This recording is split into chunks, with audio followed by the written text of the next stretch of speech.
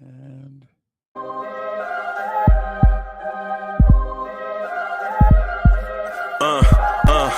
I rank where the view is nothing less than phenomenal. For how I express and project from my abdominal. The only view better, both my daddy and my mama know. No living parents, my sons give me balance. My wife is my serenity, this mic is my identity. The world is foul enough, that's why I write without obscenities. Provoking danger with broken language and spoken anguish. Begging to get hurt, why would you ask to go through changes? Yes, Lord, life's a chessboard, master the angles. Control the tempo, be the one who holds the info. Acknowledge is just as deadly as machete swings. When spoken, the truth is as potent as that Medellin. While others swear the style is free, I just let it ring. Our time is undervalued, soldiers make us better kings. My fans on my shoulder, reaching after better things. Today I take the shot, for them I'd rather set the screen. My mama told me follow my dreams. My daddy told me get it by any means. Stand tall, make him bow to a king. But I've evolved, you can see the result. Look in my eyes when you speaking to God. Life and for those who be caught up in using what I was taught with the muse. I guess they call it proving I'm more than an artist. Penciling out my darkest while stenciling out a harvest. And storing what gets me from A to B, just like garages. Instrumental with collages. Envision what I've been drawn. Broadway to give you rhythm like the great Lena Horne. So bent on, found comfort in the storm. Find peace and on when you see them others perform. Organized chaos, outcasted like hey ya. yo, party people in the place to be. What's good? It's the number one chief rockin' Knicks Universe, your main man, Uncle Freezie. What's good? What's good? What's good? Y'all want this party started right. Y'all want this party started quickly, right? What's good, party people? What's good? What's good? What's good? Man, it's good to see y'all, man. Good to be with y'all, man. Let's get this party started. Let's chop it up for a little while, man. I don't have no real topics, man, to talk about, man. I wanna get y'all input to y'all. Tell me what y'all thinking. Tell me what y'all thinking. I was just over with the Queen Bee for a few minutes, man. Maybe about 20. Maybe about I don't know. Maybe about 20 minutes, something like that. This is a lot of cream to put on your beard, man. But you want your beard to grow, man. You want your beard to be dope. You gotta kind of keep your beard hydrated. Yeah, y'all.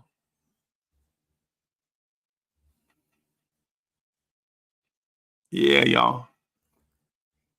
Mega is in the house. Corey Lee, I see you.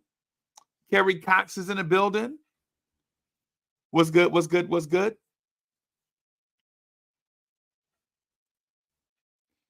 Ron Sevilla is in the building. What's good? What's good?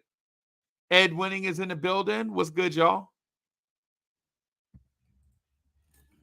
I'm gonna throw this link in the chat just in case my man want to come up here and rock. Just in case. I hadn't talked to them all day, so just in case they want to come up and rock with us.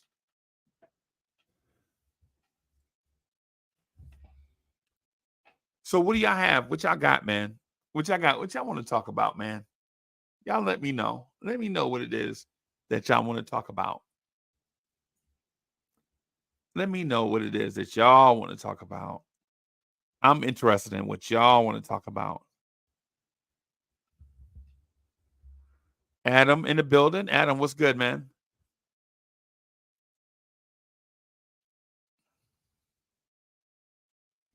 I don't really have anything. We got the Bucks tomorrow. So I wasn't gonna drum up anything, any preview or recap of the game, because we already, we already played Cleveland and lost. So Spree, what's good, man? What's up, man? Yeah, man. Like I says, he used to rock the ZZ Top beard. You remember? You know about ZZ Top? Yo, you play pickleball? Nah, man, I've never played. How about you? No. That's the thing now. A lot of people are. A lot of people are, man. I don't know, bro. So there's ping pong, table tennis, and then there's tennis, and now there's this in between game. Yeah, What is man. that? But like at this park that's near where I live, they made a couple of my tennis courts into not my tennis courts, but the park's But tennis courts into pickleball courts, and right. I don't know how I feel about that. I don't know how I feel about that either, but it's the wave, bro. Yeah, It's I, it, it's, it's I the get it. wave. Well, I think for you don't have to move around as much, so people do like it. It gives them something to do, so I get it. Yeah, I don't. I still like to move around a good bit. I'm not that up there, so Right. I still prefer the tennis. Although I I, like ping pong. Ping pong's fun. yeah, I don't like ping pong. I like tennis. Okay. Okay. Yeah, those are yeah. But I come from a different. I come. I like started liking tennis during the rivalry era. I mean, real rivalry era, not like Right. drummed up NBC, ESPN rivalry era. I'm talking about when dudes flat out didn't like each other. Well, You know what I'm I saying? hear you. So yeah, man. Are you nervous about where the Knicks are right now? No, I'm not. I mean, I'm nervous about where one of the Knicks are right now, but not the team. I think it happens. It's early. Right. I'm not going to panic yet. I'm panicking, bro. I know. I heard you on Steph's channel for a little bit. I'm panicking, bro. But the thing is I have a big panic button. So I have a community panic button. So when I get off of it, you're you know you're invited to use it if you'd like. Okay. If you'd like, it's a community panic button. So um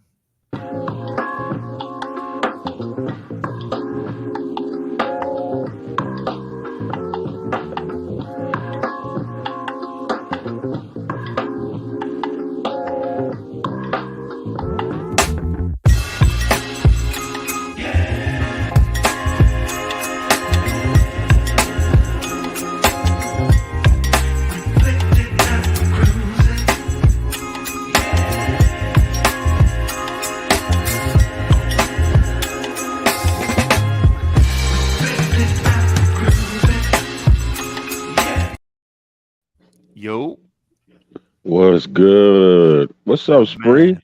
What's going on, Long man? time no see, man. Yeah. Hope you're doing well.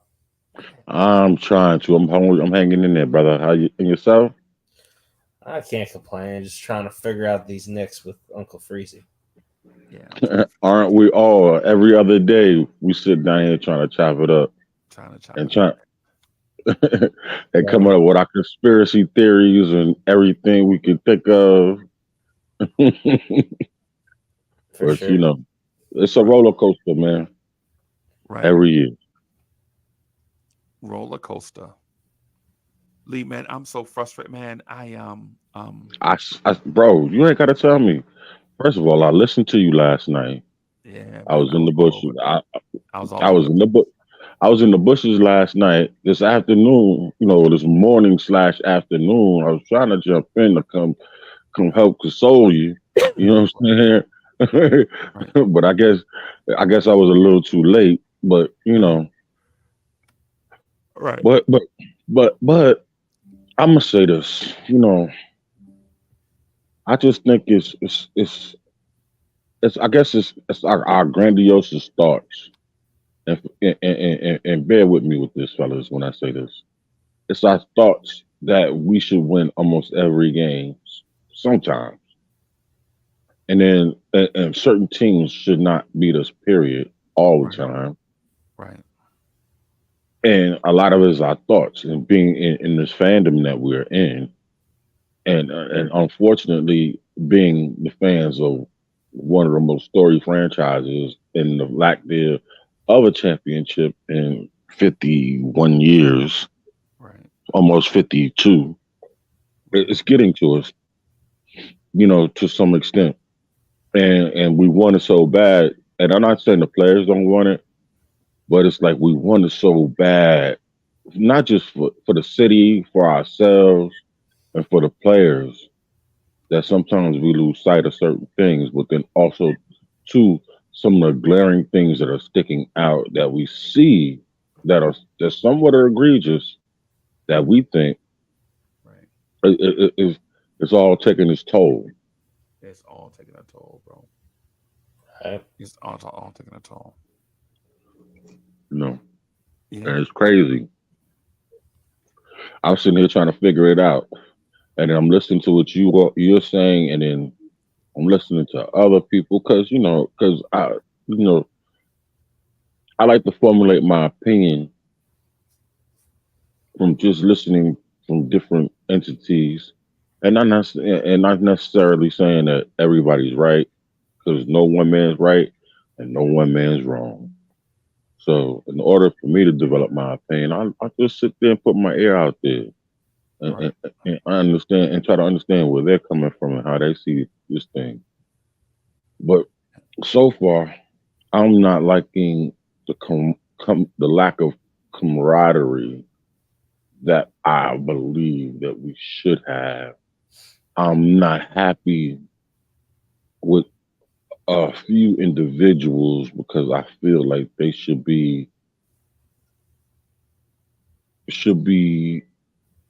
at a certain point in their career, you know, considering the opportunities they've had. Right. And then I'm surprised and proud of certain individuals who have overcome the negative energy that we put out there towards them and watch them succeed. Okay. All right. Well, I have a splint in my hand. Or Oh, for Splinter. real? A splinter. Ugh. Okay, you want me to get my tweezers and come pull it out for you, brother? No, no. Oh I want you to give me one of them big juicy hugs that you was giving the Knicks just now when they playing like crap. You know what I'm saying? yeah. Oh well, You gave yo. it. Hey, Spree. You heard how he was very, very regal and in saying that the Knicks need time to gel. You know what I'm Yep. saying? No, I'm not. I said I'm disappointed in the lack of camaraderie. Right. Okay. All right, because I took it as the kumbaya will come in time. Ah, You know what I'm it need to saying? no, it need to happen like yesterday. Oh, Like, okay. I took that the wrong way then. Okay. uh, All right, because I thought you were getting that like I thought the point was it's early, let them work out the kinks. You know what I'm saying? I mean, It's gonna get better. That's what I thought. That's why I thought you were going with it. no, no, no, no. I'm frustrated Okay. in the lack thereof. I'm just giving you the double-edged sword. I'm frustrated because the lack thereof. Because we didn't make no major moves. So, what's going on? I mean, you cats should understand each other. There should be a sense of okay, I know what he wants. I played with him for 82 games. Right. You know what I'm saying? Okay. I should know where his sweet spots is, but I On don't know offense. Yeah, yeah. on offense, and even to some degree on defense. Like I know they're gonna eat him up if they come this way Right. because I see it. Right. So Right. I should be able to help him. Okay. And it's like the lack of, like you said earlier, the lack of communication on the team. There's something going on, possibly that we all don't know. Okay. But I want to be wrong. Okay. I want to be wrong. I want to be wrong. Okay. All right. Well, um, what if I told you the Knicks lead the league in field goal attempts against? The Knicks only give up 83.4 shots per game. 83.4 shots per game, right? Hmm. The worst team in the league is giving up 98 shots a game, Hmm. right? So what if I tell you maybe the defense is outpacing the offense Mhm. and we're just not used to seeing it? Possible, possible. It's possible because Right. just like in football, on football, the defense comes together before the offense Right. gets it together. Okay. And you know this. Right. I'm just saying that's one theory. Right. Um, you know, maybe because we made so many changes in the style of offense we've been playing Right. in the last 3 years, Maybe we're and spreading the ball around more, right? yeah, and certain people aren't used to getting it the way they're getting it. Right. But it seems like a certain player is benefiting from the way the offense is being run now, and RJ Barrett. yeah, and the two that we are relying on the most are having clicked. They're struggling because they have to get used to this new offense. Yeah. So what if I tell you that the Knicks give up the fewest amount of made baskets a game? The Knicks are giving up 37.4 made field goals per game. The worst team in the league is giving up 48. Mm. So um I would say to that there are some good things and bad things at the same time. Hmm. But I think the maybe the um congealing of offensive philosophies need to take place at a faster pace. I can agree with you. But the defense seems like they are already there. I leave that to the main key of our defense. Okay. And that's Mitchell Robinson. Okay. Yeah, he's looked good this year. Huh? He's looked good this year. I gotta give Right. Mitchell Robinson. He's probably the few brights. Him and RJ have been the bright spots of the season so far. And Right. quickly to some degree. Yeah, quickly has been yeah, okay. Quickly has been, you know, partially, you know, has through 5 games it's tough to tell when it's on individuals, but as a collective, certain things as a collective, Hmm. like the stats that I just mentioned, we're Hmm. giving up the fewest shots, we're giving up the fewest made shots, we're third in points allowed. I think we are 12th in field goal percentage. Again, yeah, 12th. We were in a, like a two, like in a tie for 11th in field goal percentage. Our 3-point percentage, I think we should be number one or two. No, we're sixth. We're giving up 31.6% from three. That's outstanding. That's outstanding. If we stay at 31.6% for the year, we're the NBA champs, bro. Spree, Hmm. you ain't hear me, bro. If we give up 31.6 for the year, the Knicks are the NBA champs for the year. If we hold all NBA teams to under 32%, I think we're in the NBA finals, Eastern Conference finals. But if we hold teams to 31.6, that's elite. That's elite. That's the best percentage I've ever seen for the Knicks. And I know it's only been 5 games. It's Hmm. interesting. Yeah, yeah, yeah. What do you think about Well, that, Lee? what do I think about that? I think nothing. Nothing about And it. what I'm nothing about it because Okay. it doesn't. And the only reason why I say that is because it doesn't equate to winning yet. 3 You point know, percentage? no, no, to the fact that we're what a game under 500. Um, We have not yet won a game at home. Okay. Um, where we need to be, or where we need the majority of our wins in order to get to where we want to go. Okay. I mean, it's cool to be road warriors. I like that, but Right. I don't want. It's nothing like the garden when it's rocking. Right. Right. Freezy, can I tell you what bothers me? Okay. What bothers me is you're right. There's some good, there's some bad, but the bad almost got Jalen Brunson hurt yesterday.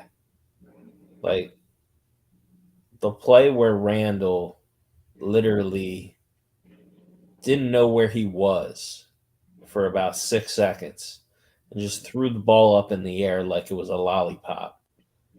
And Jalen Brunson had to sprint all the way back because of that and draw 4 charges, 2 of which were Randall's fault, and one of them he hit his head on the floor.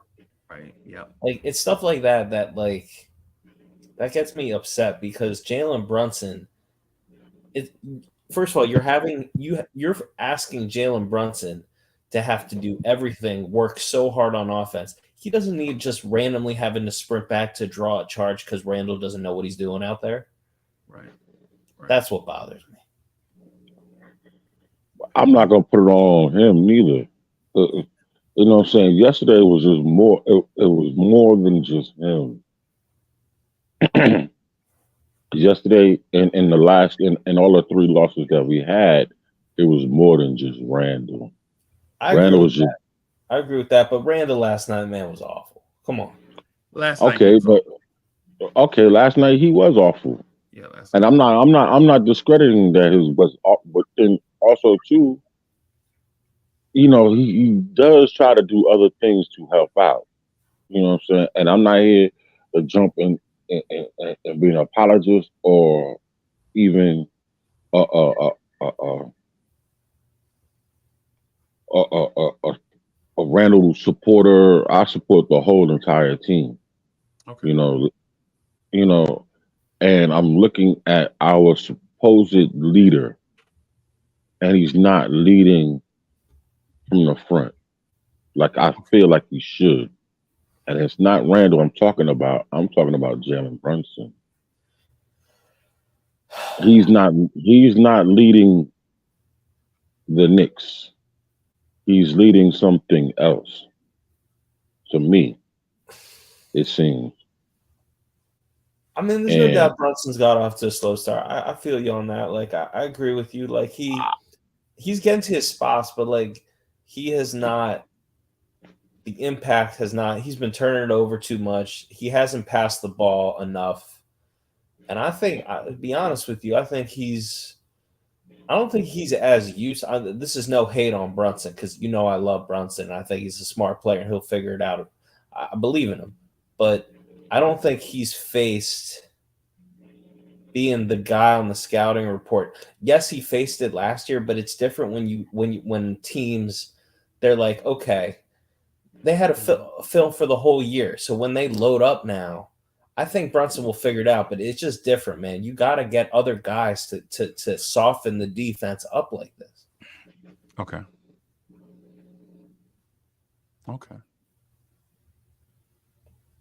So, and also too, and this is an issue with me, and this is an issue. This is a front office issue. When you talked about Josh Hart today, and I thought about. And I was sitting there and I was really, really looking at it. And he is a great piece to have. But he is not that outside of quickly, there's nothing coming off the bench. Nothing offensively wise. Okay. The one little piece that we had in Mr. 13 minutes a game, we let him go. Oh my God. I'm just saying. I'm not saying he's putting up 40 points a game, but I mean, he was an offensive player. He did get out there and leak. I'm not saying that we had to keep him. I'm saying we should have replaced him. with I'm something. not gonna. Hey, I'm not. I think I ain't disagreeing with you there. I ain't talking about. We did not replace Obi Top. I don't care what anybody says. You could talk about all you want, how Josh Hart could play the four and all that. That's great. Mhm. I'm not saying that they needed to keep Obi Top, but they did not do anything to replace the backup four, in my opinion. If y'all explain to me the 3 or 4 big man things that Obi did while he was here, I'll be in the boat with you. No, Was no, no, Obi no, no. Toppin was Obi Toppin a weak side rim protector? No. Of No, course not. Was he a high volume rebounder? No, of No. course Did not. Obi Toppin ever dunk on another human being? No. Not that I say directly. No. No. Obi was a small forward disguised oh no, he did. as a He power did. forward. He I dunked can't over remember. T.J. McConnell. Oh, I thought it Okay. was Muggsy. I thought it was Muggsy Bogues. I couldn't. Couldn't I remember. feel you. I feel you. That's like one and the same. And I'm not Right. listen. I'm not saying that we did the right thing of letting them go. We should have put something in his place that's really pretty much useful instead of a 6'4" guard. I That think that I that, think that oh I think Obi Toppin is a 6'4" guard. maybe in his mind, but In, physically, in my mind, that's what I think when I see Obi Toppin, bro. I feel you. Yeah, What's I I your feel do. you. biggest concern right now? My biggest concern Yeah, both is of you guys. my biggest concern. My biggest concern is what Julius Randle said last night is accurate. If we see it and Randall says it in a press conference, then it's true, right? Like I'm a lawyer sometimes, right? And Hmm. so I don't need an overwhelming amount of evidence to prove something is true, right? All I need to do is convince a jury. You know what I'm saying? And what I'm saying to you is this. We said the floor is shrunk because Quentin Grimes won't shoot. And Julius Randle said his struggles and Brunson's struggles. Basically what they're saying, he's saying is nobody, we don't have outside shooting to keep defenses honest. Bang. Well, because of the comment about the spacing. Yep. Yep. Every time Randle get ready to put the ball on the floor, people swarm to him because they don't respect the outside shooting because there is none. Same thing with Jalen Brunson, right? Same thing with Jalen Brunson. Mm-hmm. So it's one of those things where it's like now, if you have a shooter that has a jammed weapon, is he really a shooter? He's I ain't useless. gonna lie He's to you. useless. Grimes upset me yesterday. He's useless. He's useless on the battlefield. Right. That's what I'm He saying, bothered bro. me yesterday, man. R.J. Barrett's is not playing. You gotta do something, man. And he didn't step up, bro. Yeah. That was his time, and we make excuses for him. And No, No, this is I the ain't we making. don't. We don't make excuses I don't for him. make excuses for him. You for damn sure don't. That You for game damn sure without don't. R.J. Barrett. You right. gotta do something, man. Come on. It's not even R.J. Barrett because R.J. Barrett is doing what he's supposed to be doing. His game has risen. He's been more consistent and more efficient. But the issue is Grimes. As a shooting guard, he's not shooting. He's not shooting at all. Right. You But know, also, even when he gets the ball, like, yeah, sometimes he doesn't shoot it, sometimes he does, but like sometimes he just like floats the ball back to Randall or Brunson. Like, you can't just like lollipop. You have to have some type of confidence to go off the dribble. Right. Don't you ever notice that sometimes when Grimes he's in quicksand and he just lollipops the ball back to the point guard or to Julius at the top of the key? I'm like, wait a second, you have all this room on the baseline. Why can't you take a couple of dribbles Right. downhill? It's very frustrating. Yeah. Yeah, it is very frustrating. It's very frustrating, man. I'm gonna say, hey, salute to the ball. Don't lie. Manny, what's good, brother? G Robinson's in the building. D Block is in the building. Allah Wise is in the building. Somebody go get Bully. I'm going to send a carrier pigeon to him. Mm. You talked to Bully today, bro? Oh, I spoke to him yesterday for a brief second. Okay. I spoke to him, yeah. Well, what was Tuesday? Okay. Yeah, I ain't talked to him in a couple of days, man. I'm just checking on him, man. See if he all right. Mm-hmm.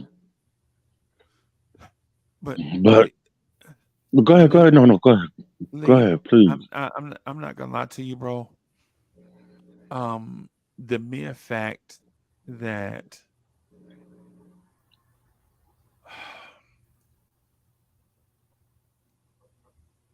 we are having the same issues over and over, it bothers me, man. Uneven floor, poor spacing, just the same stuff, man, over and over and over again. It's bothering me, bro. I feel you, man. Because I concur. Because I'm still saying the same thing to my damn self. Like, I'm sitting there looking. I turned the game off last night. I turned it off in within the last 8 two and minutes. a half. Oh, Last last 2 two and a minutes. half. Okay. Last 2.5 minutes. I was just like, we was down by 6, and then I saw something that was so retarded. I just said, you know what? I said, please, I can't do this to myself. Right. I can't do this to myself no more. You know. Yeah. And Tibbs was trying to stretch out the game too, like there was a chance to win. There was no chance to win. What are we fouling for late? No, I mean no. That's the point where I just didn't want to see that. That part Right. I didn't want to see. Right. Yeah, that's what I'm saying. There was no way on God's green earth we should have lost to that team that was in that particular shape, even Right. down a man. Right. Right. We had them. We had them. We couldn't Excuse put me. them away. Couldn't put But it him goes away. back to and it's like the same thing, like from last year. We had certain teams, and the Dallas game. There was so many stinking games. I don't even want to go back there and do it to myself. But it was like we have these teams that we know we could put we should be putting them away. And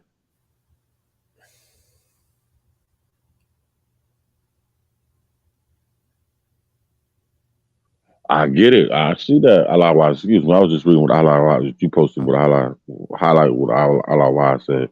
Right. And I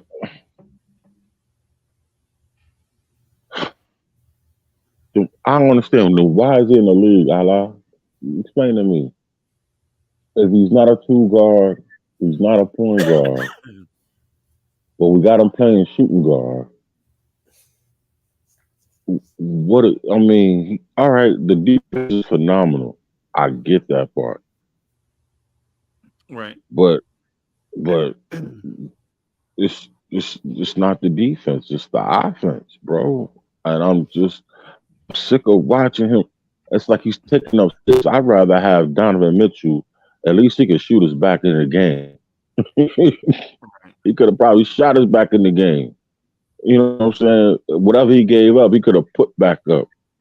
Right. You know what I'm saying?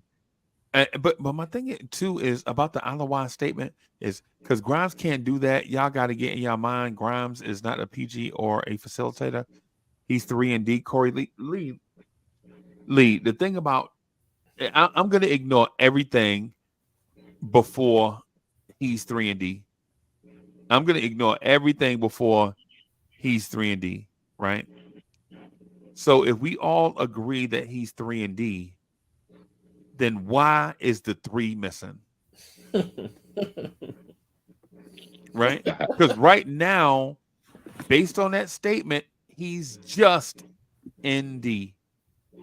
The 3 is not there. It's not. He's not making it, and he's not taking it. Right? He's not 3-and-D at the moment, and that is our frustration. Our frustration is not that we want to turn on a player and eat our young. That is not what this is about. What this is about is a guy that we expect to come up through our program, through development, gets to start and doesn't deliver on the 3 part of 3-and-D. That's where we are. Lee, do you disagree? No, I totally agree with you. I wouldn't be. Listen, I would be less upset if he was taking shots and missing instead of just not taking the shots. Period. Because if that's the case, then man, please, knock the dust off of Fournier and put him out there. Yep. Because I know he'll shoot it. Oh, you think he will? I know he'll shoot it. Right. I'm willing to bet my baby's eyes on it. Right. He's gonna shoot it. He is gonna shoot it, bro. He gonna shoot it. Right. Yeah. The thing is when you draft these kids, right, and you bring them up through your program, through development, and you give them the opportunity to start, they can't just be a specialist. Specialists in this league come off the bench, right? You just a dunker, Obi, you'll come off the bench, right? You're just a scorer, no defense. You're a microwave play off the bench. You're just a rebounder. Your defense is bad, no offense. Yeah, you'll come off the bench. Players in every team starting 5 now has to offer a multitude of things. Mitchell Robinson starts not just because of his offensive rebounds, but because he's a shot deterrent and overall good defender. Can I just say, Freezie, like, I agree with you. Like, he's not a 3 he's an ND right now. He's not shooting the ball. Right. He's not, like, I get your point otherwise. Like, I'm not even asking for Grimes to be a downhill. Like, we have enough downhill guys. Would it be nice occasionally for Grimes to take a guy off the dribble and do a pull up? I'm at the point where I'm just praying he can make threes consistently and just have confidence right now. I don't see it.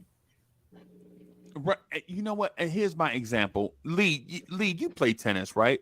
You know how we be smashing the ball from the back line. Everything is a forehand smash from back line to back line, right? At sometimes, bro, you gotta rush the net. You know what I'm saying? You gotta respect that. You gotta rush the net in order for your opponent to respect every inch of the court, right? So, and I don't expect Spree to understand this language that we speak in, that we talking about tennis. But I think he plays pickleball or something. But man, but my thing is if you're just at the baseline, just firing away, right? At some point, you got to crash the net, man. You got to get up. You know what I'm saying? You gotta, you know what I'm saying? Be able to switch it up at some point, man. You got to do something. Got him, tickle him, do something. You got to do something. And it's frustrating. I seriously just still watch him and watch his lack of aggression. And it seems like more and more he gets put into the spotlight, the less he shows up. You know, and it's crazy because I watched him. What was it, the year before last? The last year, he was an All-Star.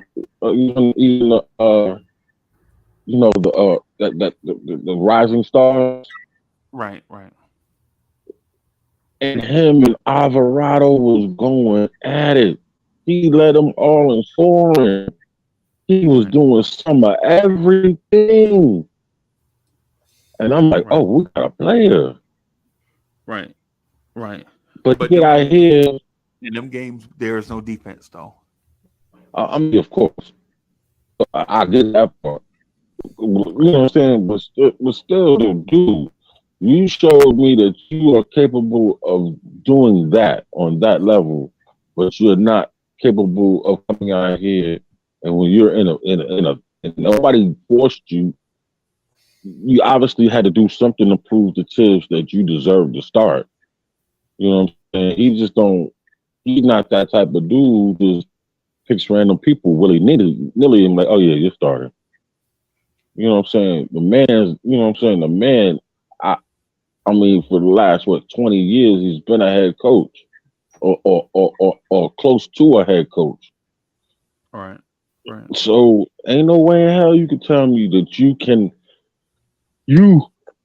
you cannot get out there and just do the simple things that we need. And it's just frustrating. It's frustrating. It's disappointing.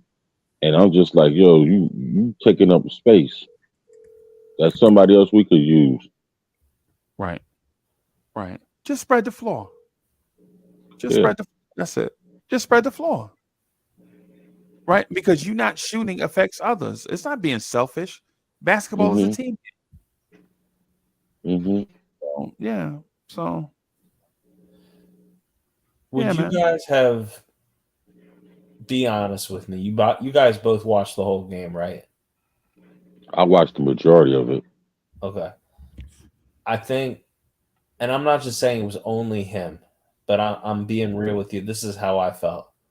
Would you have brought Julius Randle back in the fourth quarter of that game? No. Mm-mm. I would not have. But Tibbs says it's merit based. Like his playing time decisions are merit based. Was that a merit based decision? No. He was not playing. Like I play the guys that are playing the best. Like so this is my problem with Tibbs, dude. So you're quick to pull the trigger on RJ the second he makes a mistake. And I'm not talking about pulling RJ. I'm talking about last season. He would always pull RJ very, very quick. And sometimes it was deserved because he wasn't playing well. But like he treats Randall differently. I get it, Randall. I know Randall's role. I'm just saying when Randall looks like that, I don't play Randall. I sit Randall. Right. Yep. So I don't know. Yeah. Randall is giving me Randy Moss vibes right now. So my Oakland Raider, Randall Moss. Yeah, late Minnesota Vikings, early Oakland Raiders. Yep, those vibes. Right. He coming off the line. He not even coming off the line on a 3rd and 1. He ain't even coming off the line. He ain't even gonna sell. Going. He just like y'all know we running. Why am I even? You know what I'm saying? Hanging Culpepper out the dry. Yeah, that was a good comment in the chat. I want to give credit, but he made a comment. Trini Harlem Jr. The problem with Randall is that Tibbs has ran that man into the ground in 4 years. You think some of it? I mean, he doesn't look explosive at all anymore. Do you think? I mean, is it the surgery, or is it? Do you think Tibbs was the issue, running him into the ground, or am I making excuses? Can I get into the conspiracy theory element? Sure. Listen, it's late Thursday night, Friday morning. You know what I'm saying? We don't play until tomorrow night. We played Wednesday night. There's nothing else to talk about. Stats are going to be stats. I want to talk to y'all about the conspiracy theory of things. Go ahead. That's for the intellects, right? For the folks that are everyday, you know what I'm saying, common sense folks, you know what I'm saying, salt of earth, this might not be for you. But I think there's a fracture in the locker room. There's a what? Fissure in the locker room. I think there's a break, a separation, a fracture, a split, a tear, whatever you want to call it. Explain. Can I say something? Just real quick. All right. A quartet is going on when it should be 15 of them. A symphony, right? Right. Mm-hmm. There's a quartet when there should be a symphony, right? I'm there. I think the Nova Boys thing is a thing, and I think the Knicks probably need to have a team meeting and let everybody know that the Nova Boys thing is not a thing. The Nova Boys thing is media driven. It's not them driven, right? But at the same time, how can you explain Ryan Archidiakono having a roster spot and us not signing Kelly Oubre? Oh, so you think the Nova thing is hurting the team? You think It's guys are absolutely, questioning what's going on here? absolutely, I haven't heard that one. Oh, that's interesting. absolutely. I absolutely think it's a thing, Hmm. right? I'm not trying to push a narrative either, right? But I absolutely think it is a thing. And how And I believe it's a thing, it's like this. It'll be like this. Say Corey Lee is the head football coach of the New York Giants, right? And say say Spree is the offensive coordinator, right? And say Bully was the defensive coordinator. And y'all guys go 8-9 on the season. And the owner fires Bully and brings me in. And in the press conference, they say, we're bringing Uncle Freezie in here to help clean up this mess. Right? So what Spree hears is clean up a mess. It's not a mess. We just need more help. What Lee is probably thinking is this a mess. I'm the head coach. I'm responsible for all of this. But then I come in and say, yeah, I'm changing the defense from a 4-3 to a 3-4. And Lee's thinking, man, I didn't give this dude permission to change nothing. you just scrap my playbook. Right. But because I'm coming in to change the culture. I'm coming in here to clean up this mess. And then I'm firing all the coaches, defensive coaches that Lee hired. And I'm bringing in my own coaches. I'm going to bring in my father. My father going to be an assistant coach with a random title. I don't even know what the title going to be. He just here. Now, Lee is trying to coach, and my father walking on the court, and I'm walking all on the field and all this stuff, and then I'm bringing in my homeboys. Right? And then at the press conference, all three of us, the coach, the offensive coordinator, and defensive coordinator, are all on the panel at the same time. Right? And then they asked me, the new guy, hey, coach, Uncle Freezie, the word on the street is that you're here to clean up this mess and establish a culture. Yeah, that's right. I'm bringing a new culture here. We're going to be tough. We're not going to be how we used to be. We're going to be tough and smart. Right? And so what Lee is thinking,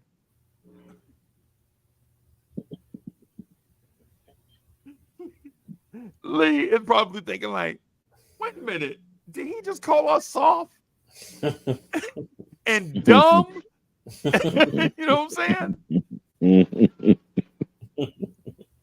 Right. And then every time Lee turns around, every time Lee does something, every time my team is somewhere, right? They're not showing Lee, the head coach, the man in charge. They're not showing him. They showing my father walking on the field, right? And they're showing me, right? And then they're showing me talking to all my homeboys that I just brought in. Right? And then when things get bad, they keep Lee in a press conference for 30 minutes asking questions. When things are good, I'm in the press conference with my homeboys, and one of them is eating pizza because he's so relaxed.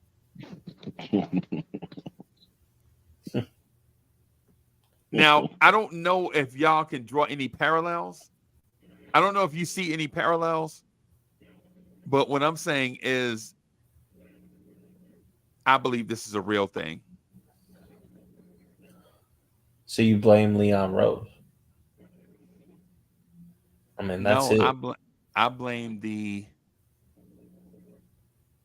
There it is. The Villanova Knicks. Yeah.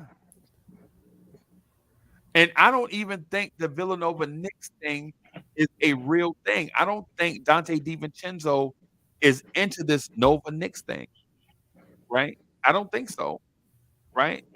I don't know if Ryan Archidiakono is into this thing, right?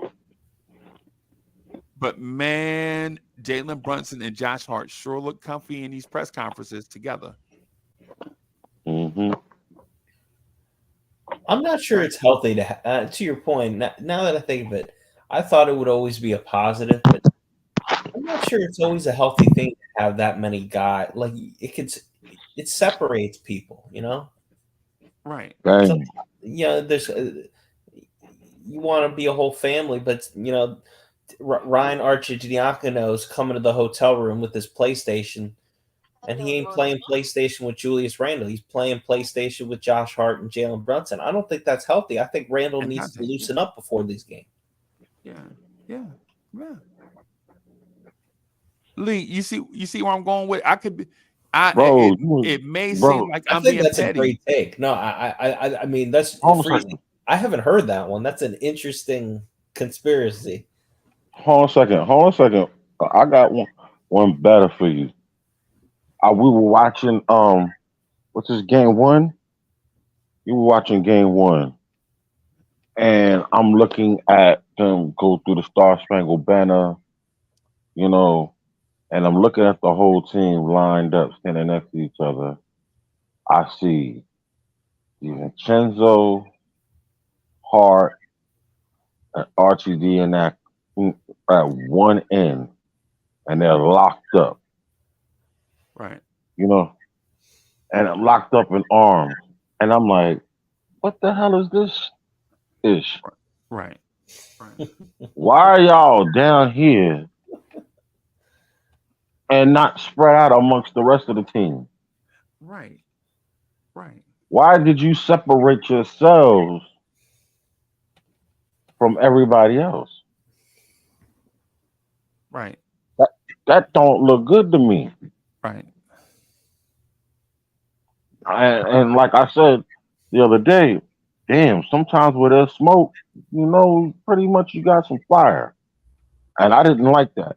And I said before this, I said before all of this, before all this even got to even to this point, that I hope this when they bring in these cats, this DiVincenzo cat, I said I hope it ain't no frat boy BS. And You this know, frat boy BS. I have another conspiracy theory. Okay. I'm not sure Tibbs finishes this season. I think Jay Wow. Wright is in the waiting. I don't think the Who- Villanova thing is ending. I think it's just beginning. Boy. Oh wow. you said Jay, right? Jay Wright. The dude from Modern Family. You've seen Modern Family before. Man, look here, man. Let me ask y'all a question. And somebody said this to me too a while ago. I think I mentioned it somewhere. I don't know. I may have mentioned it to you, Freezy, but Right. and you kind of like blew it off. Like, why Me? would that? Yeah, you kind of blew it off as the same. Maybe I didn't get it. I probably didn't get it. Mhm. I said, I was just saying. I was talking to one of my homeboys, and you know, and he's a big Nick fan. Nick Giant fan. We cool. And he was he's telling me, man, watch out, man. Jay Wright coming. I said, what? So nah. So then it was a Sunday. It was after we done did old school Knicks and 718 boys. And so we got on the phone. I was talking to you. I said, Joe, did you ever think that maybe they're setting up the Knicks to get Jay Wright? And he was like, why would that man leave? He's what? Jay Wright's what, in the 60s, correct? 60, yeah, but so was Tibbs. Yeah. But I'm just saying, why would he leave a situation where he has total Well, he's the control? king. Yes. Yes, why would he? This is what you told me. Why would he leave that to come over here and coach a bunch of grown men who he makes 20% of what they make, if Right. that? Right. Because I'm gonna. I'll tell you why. Because he misses the But just game. that might be true. Pause right there. Let me do this.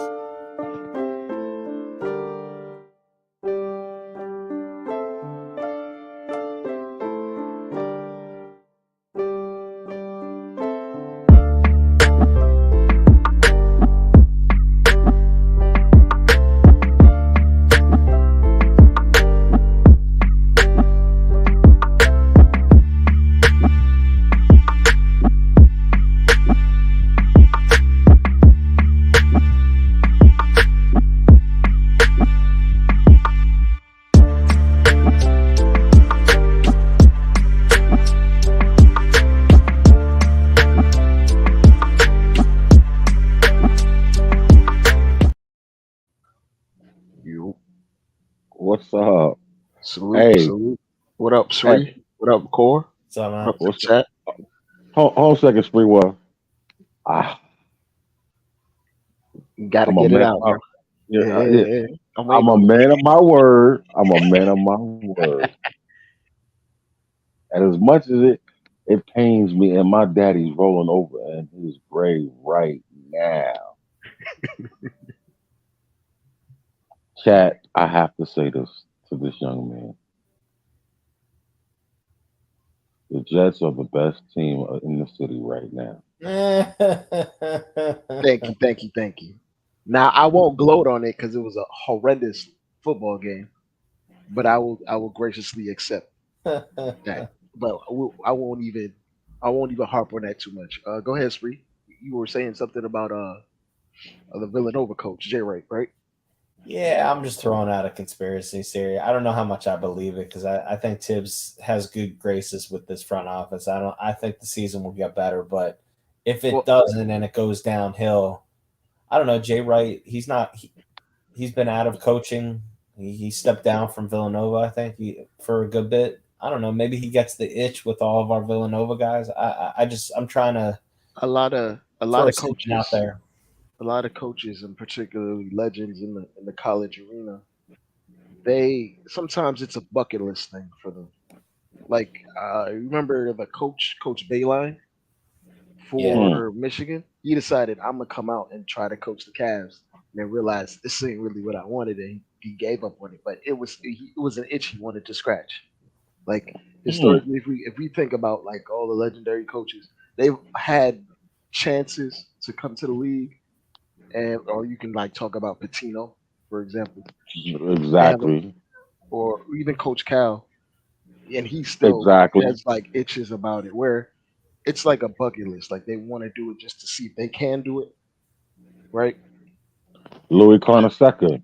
Yeah, exactly. So it's not completely far fetched, but I will say this: um, this front office, Tibbs and Leon Rose are in lockstep. They're they are a pair.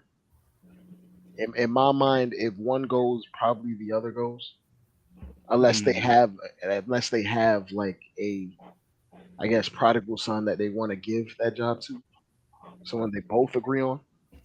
Hmm. But in Mm, that case, like it wouldn't be like Tibbs getting fired. It would be Tibbs being commuted to the front office full time, in my right. mind. Right.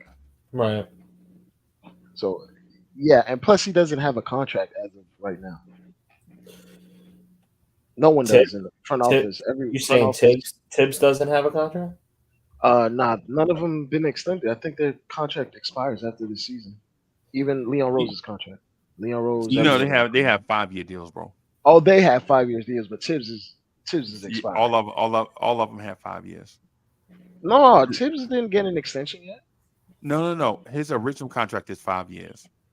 Yeah, Remember the hold up. The reason why he wasn't brought in until later on in the year is because Tibbs wanted 5 years guaranteed, and Dolan didn't want to pay 5 years guaranteed because he had just fired like 3 coaches back to back and was still paying Phil Jackson. right. So this is year 4 of the 5-year deal. Yeah, this is year 4 or 5. Yeah. Yeah, 4 or 5. But when we talk about like a guy being on the team for 4 years, usually the extension talks are like right about now. Right now. Yeah, right No, now. that's true. That's Because fair. coaches don't want to go into their last year Or without GMs. assurances. Yeah. Yep. It's fair. So it wouldn't shock me sometime before the All Star break or sometime in like December or January, there might be like extension talks or there might be an extension on board for Tibbs particularly. Yeah. I think the front offices is going to come first. Mm. Right. And then depending on how Tibbs finishes, then his extension will be based on, because he's going to get an extension. It's just gonna be how many years? Yeah, how much and how money. it looks. Yeah. Yeah, You- if the team is successful, because you when you think look it'll- around the league, Let me coaches ask are you. playing. Coaches Let me are. ask you. Go ahead. I'm sorry, Dre. I want to ask a quick question. Do you think it'll be incentive laden type of contract? Of course. Yeah, All right. On both But- sides. I was gonna say like, if you look around the league, coaches that are getting paid, they're getting paid like a lot of money. Now. Like the dude in Detroit. Oh, Monty God. Williams is making. He has like incentives that go up to like $90 million. Yeah. Over Jesus over Christ. over 6 years. I'm sorry. Yeah, 6 and years, 90 million. Pop Yeah. is the highest paid coach with good reason. He's won a lot, and he seems to have unlocked Wemby already in like Right. 4 games. Right. So Right. San Antonio leapfrog OKC, bro. I don't know about that yet, but I'm- I can't. I don't know about that yet, but I will say Wemby is unguardable. What, he dropped 38 tonight? Yeah, he dropped. I was gonna join a little bit earlier, but I was stuck in a trance watching Wemby just close out the Suns by himself Yeah. on both ends. Yeah. Again? Again. Yeah. And then This and- game they had Devin Booker this time. yeah. And they still got They were Hold on a up second. 27, and then Devin Vassell got hurt at halftime, so he didn't come back in the game. And then the Suns tied it, and then the Spurs went on like a 10-0 run with the last 3 minutes or so right. and put the game Oh away. my Jesus. Bro. And he was scoring almost every bucket down the stretch. Like he went from 28 to 38 real quick. And we out here waiting on Quentin Grimes. Oh, man. Like there's aliens on these other teams, And we're out here waiting on a ham sandwich to turn into Thanksgiving dinner. Only Knicks fans. On that note, I'm going to bounce, guys. oh, peace, free. I'm going to bounce on the Quentin Grimes thing. So I hope That's your Quentin man? Grimes- I hope Quentin Grimes. No, but I hope Quentin Grimes has a good night rest right now. He's sleeping. Maybe he's listening to this, so he's motivated to go for tonight's He game. needs to listen to us. I hope he's tuned in to every time we do the Nick at Night podcast. Yeah, get I hope he listens to the Nick Morning Drive. right. You know what I'm saying? Absolutely. Wow. The only thing he can't do is listen to the watch along. And Lord have mercy, he doesn't want to hear that. No, he don't Appreciate want you to. guys. Appreciate you guys. Thanks for giving me a couple minutes. I always love chatting. No pickleball for you, Freezie. We'll play some tennis. No, we need cardio, bro. Absolutely. I just did yard work today, man. We cut limbs down off of all of our trees. So how many trees we have? For like 42 of them. So we like trimming branches, bro. And Next summer, cut- Freezy gonna have them guns out. One of these days, you and I will catch a game of Camden Yards, and maybe we'll play a set of tennis. How Yep. about that? Them. How about we do the tennis first and then relax in Camping Yards? There you go. I'm Yep. good with that. Yep. All right, man. All right, boss. Take it easy. Shout out to You Clip too, Bernie. bro. Yeah. It's kind of it's hard to watch like when you watch other teams in the league and they have like guys that just create havoc by just being on the court. Right. Like It's like like, like like Keldon like Johnson. Like Keldon Johnson just showed up out of Keldon Johnson plays hard, bro. But him and RJ Barrett remind me of each other in a sense that you don't know what they do well. They just do a lot of things. yeah. I was watching like, and they kind of suffer from the same problems in terms of finishing. Like they didn't necessarily have the greatest touch, but they would just keep trying to go to the paint Just and keep put up floaters after floaters, and they would clank off real hard. yeah. And you're like, what are you doing? And then you see a game where they put it all together, and then you're just like, this guy might be something. He might actually be something if he can find consistency within the game. But if he's growing while Wemby is being Wemby and Devin was, oh god. and Sohan, yeah. Oh my God. And Malachi Branham, Mm. yeah. And we out here waiting for Quentin Grimes to turn from a ham sandwich to a toaster strudel. I mean, what are we doing? Grimes, you got to get it toasted together. strudels are pretty nice though. Yeah, I don't eat pork, bro. Whoa, I thought you was talking about the frosted toasted strudel, not Yeah. not. No, not I'm just messing with you. I'm just messing around. I'm just messing around, Oh, man. Man, I know he got a Come pork on, chop. man. I know he got a pork chop sitting in the oven right now, waiting on I got pork chops in the sink unthawing, bro. You know me. him. fried pork chop sandwiches Yeah, for man. everyone. Yeah, man. Some pork chops Nothing and some wrong with that. ketchup.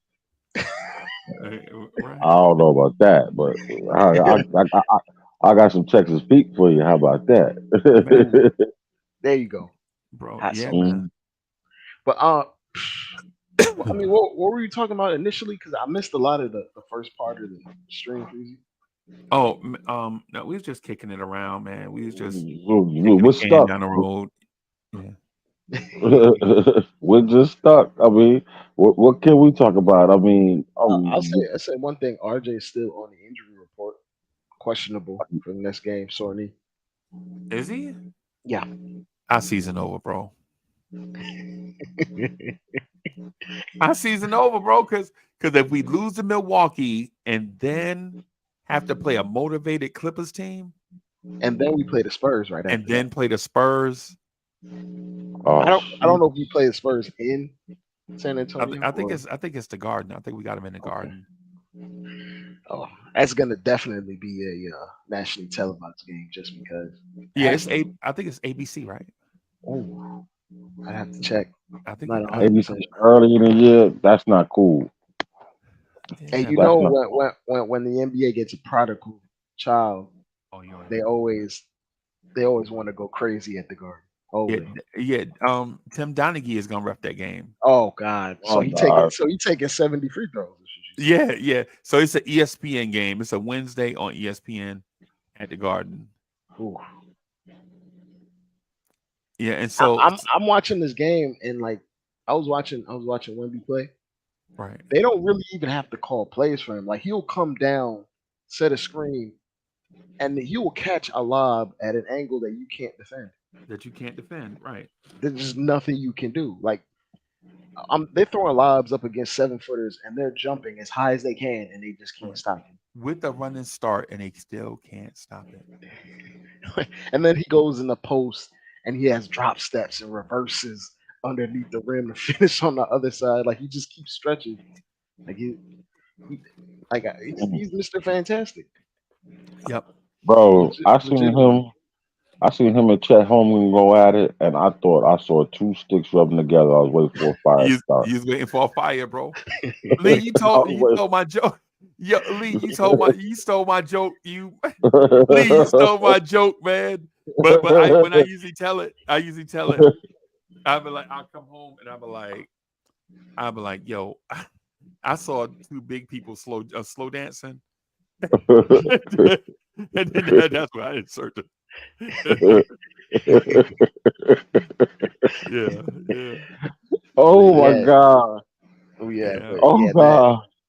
I don't even But the thing is, he's used to the physicality already because he and already game came from speed. Europe. Yeah, he already came from Europe. Like that's part of the reason why Luca isn't phased by anything because he was playing with grown men and Right, dominating them at right, 18. right, Like he won MVP over there, right, right. and he's coming over These here. It's dudes just come like, from places though. These dudes come from places of strife. Like these dudes come from like 200 miles away. It might be some type of battle zone somewhere yeah, or civil unrest. These dudes, and they'll go to the garden and get booed, and people are like, "Pff, that's what nothing, is? Mhm. Like, Shoot, you should yeah, go to a European soccer game. bro. right? Yeah, Yeah, man. Yeah, bro. that alone is a war zone in itself. Yeah, man. Yeah, man. So it's they have a certain perspective, and like Lucas said himself, coming to the NBA, it's easier to score. Right, In his mind, it's easier to score. Which I mean, the rules are set up in particular ways that emphasize spacing.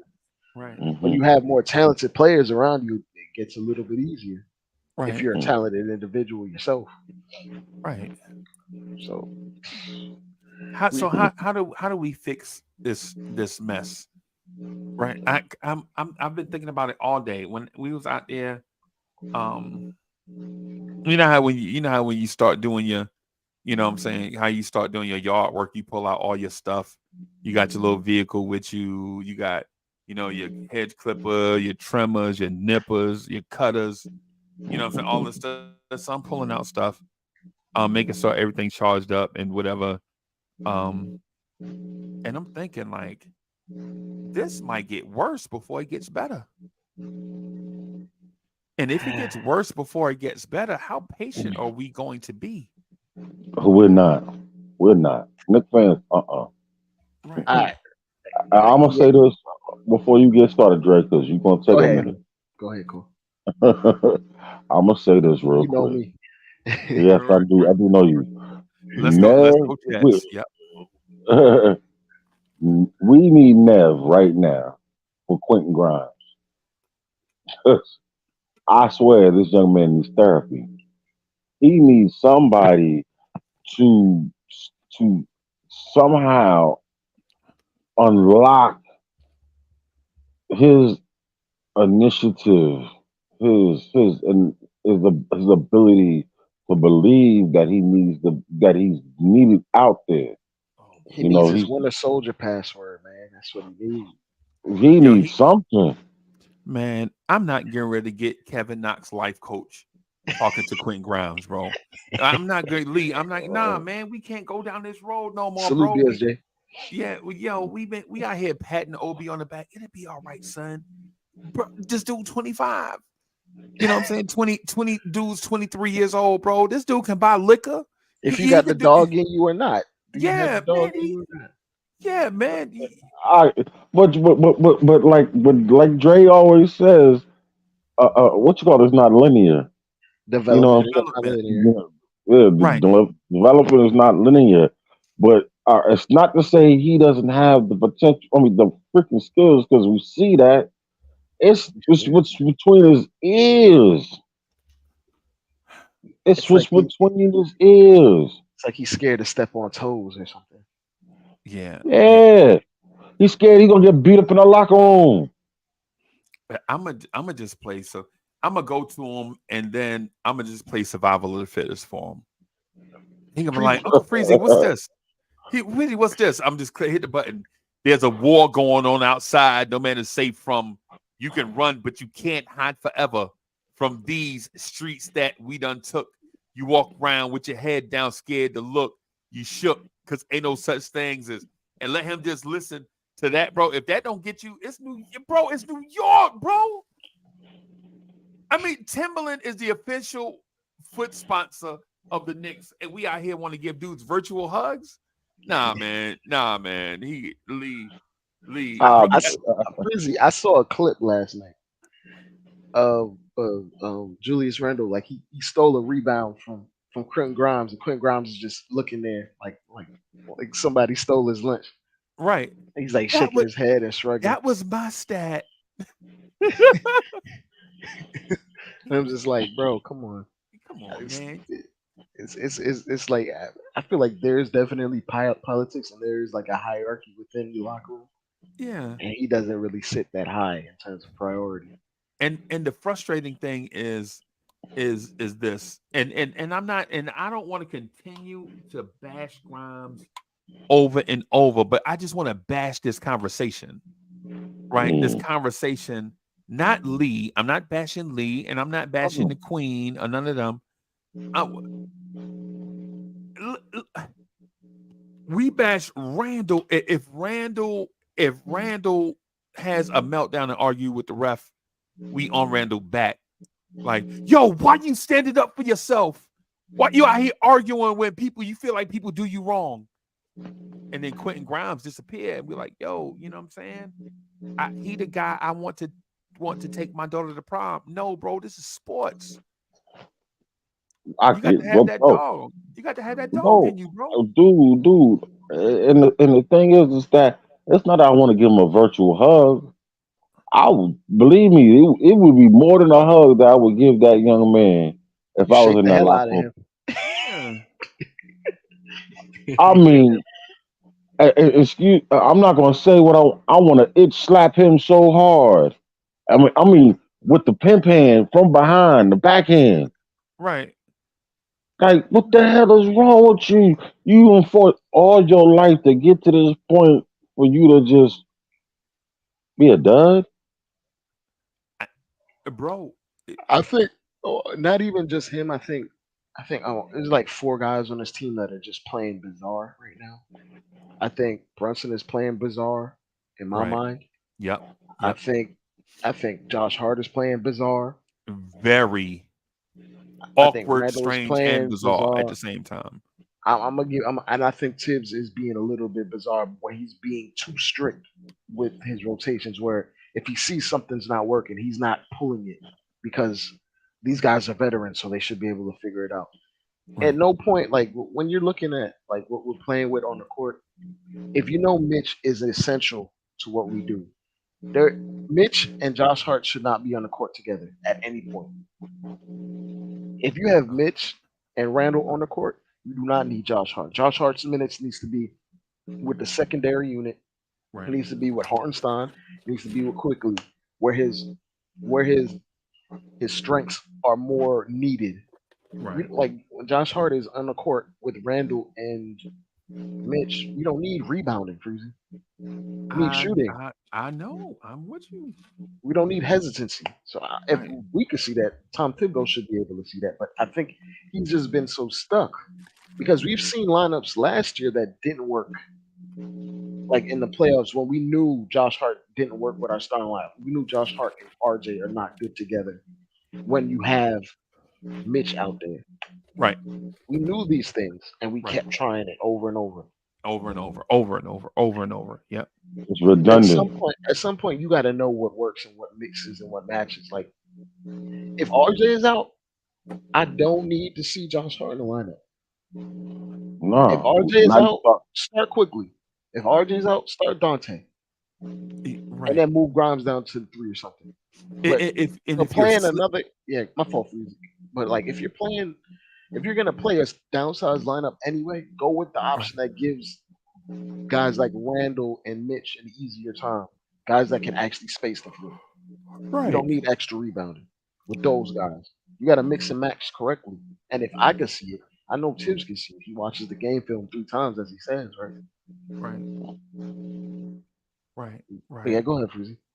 he wore out the rewind button. He worn out the rewind button. He don't even, you just know it's the rewind button because it's right there where the rewind button should be. Right. Mhm. Right. Because he had it so long.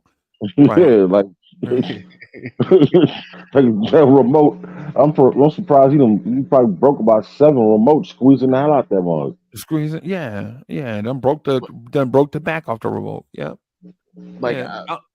I've seen a bunch of coaches when they put out a lineup and it doesn't like he sees things that doesn't work that don't work within 3-4 minutes. He yanks it and finds a different like a different match for these players. Right. And like Tom Thibodeau has instilled a lot, right? But that's the only thing I like. My main gripe is he sticks to lineups too long. Like Right. he'll see a lineup struggling and he'll let them stay out there for 9 minutes. Oh, If it's veterans out there struggling. Now if it's a young guy, he's pulling them. yep, snatching them. Right. Yeah. But If Josh AJ, Hart is out there actively struggling, he's not pulling him. yeah, because he'll trust proven guys. If you're a proven guy, he'll trust you.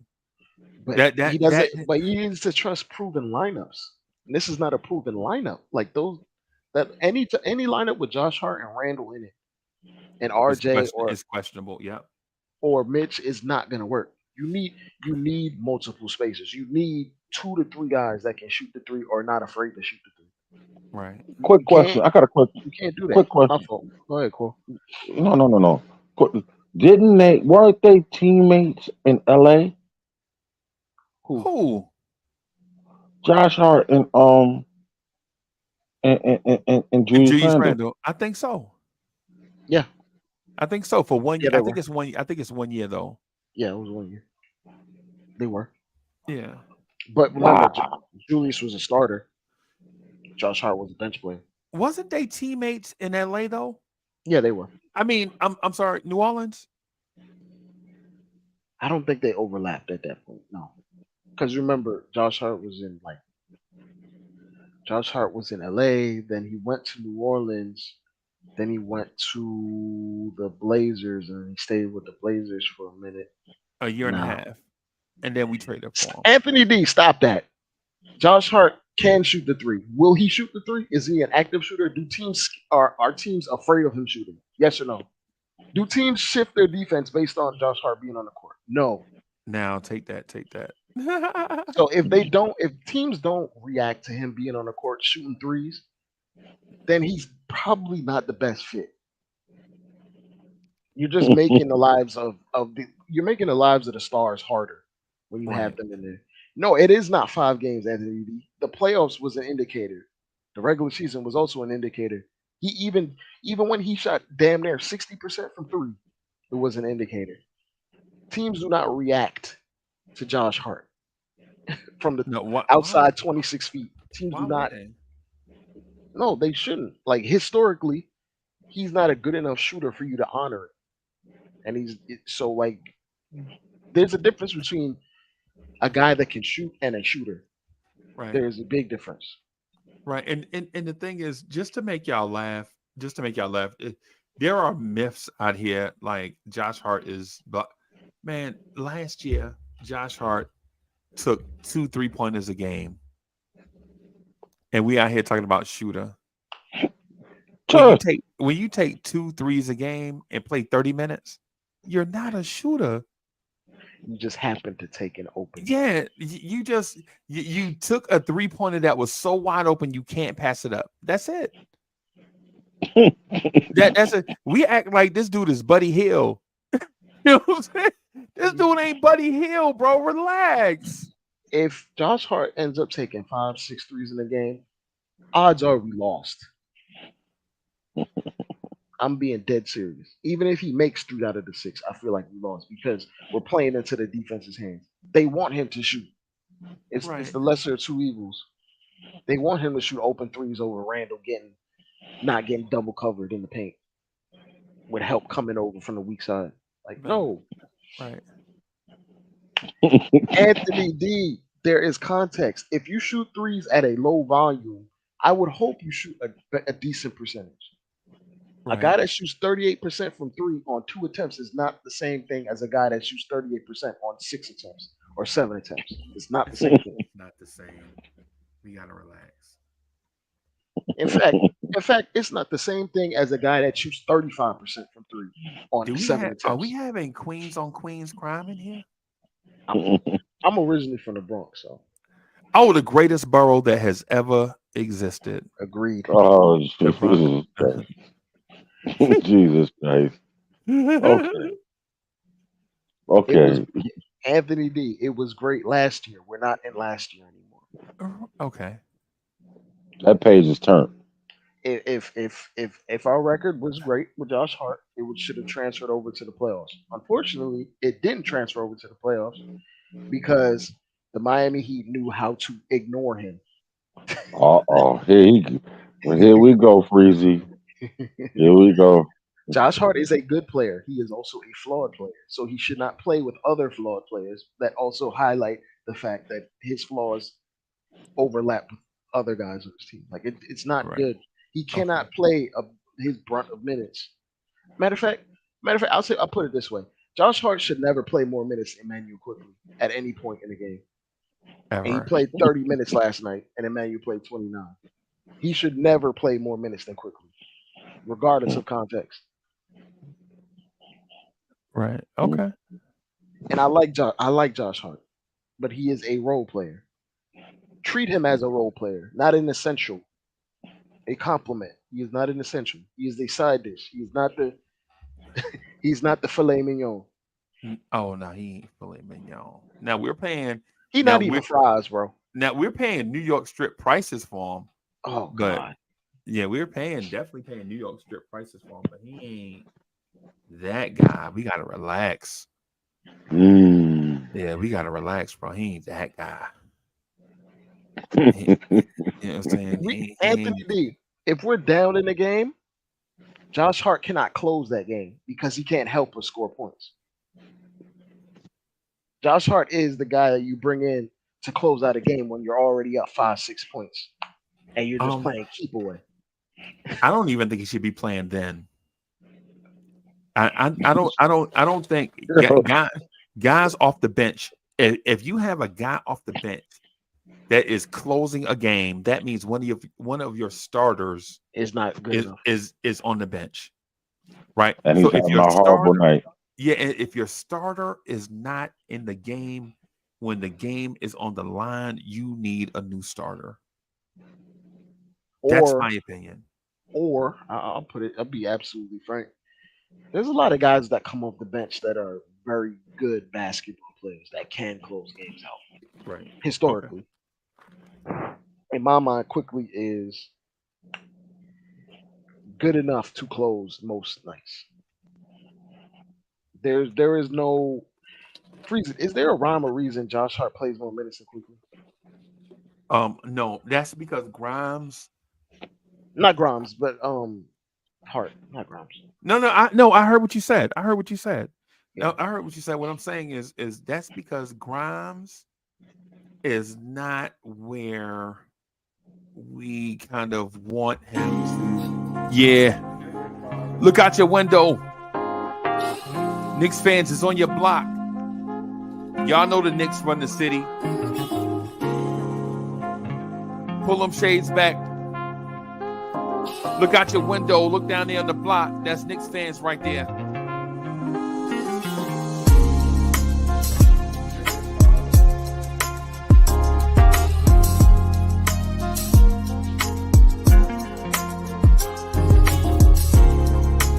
It's about that time. It's about that time of the week where you get ready for your work week with a man that is so smooth he does not require a chaser. Your main man, the real Anthony D, and your main man, Jersey's finest, the hood representative, Uncle Freezie.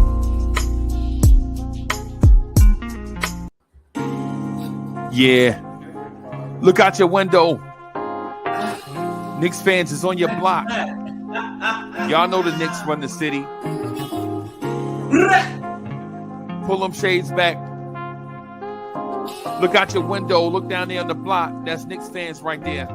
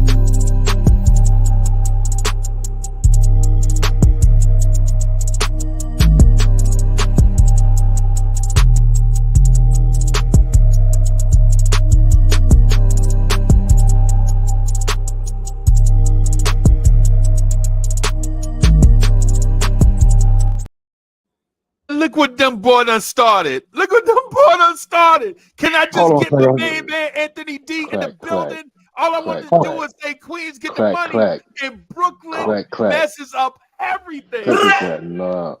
Clack, Brooklyn clack, Hold on a just second. kicking no. in the door. Clack, You know what I'm saying? clack, Hold on clack, a second. This Josh Hart clack, fault, man. I'm clack, Hold on clack, a second. Hold on a second. clack, We got our clack. Sunday. We got our Sunday lineup on a Friday morning. Word. Bim, Hold up. bim.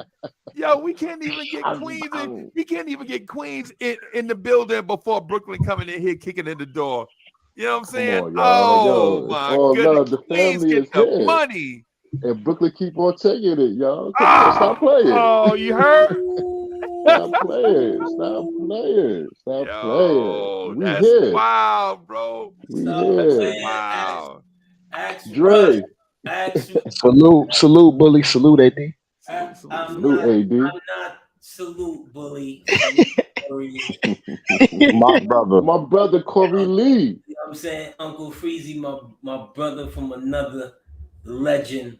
Yes, Tyson sir. Fury. And You can living legend Tyson Fury. You can get these hands. Yes, you can. By everybody.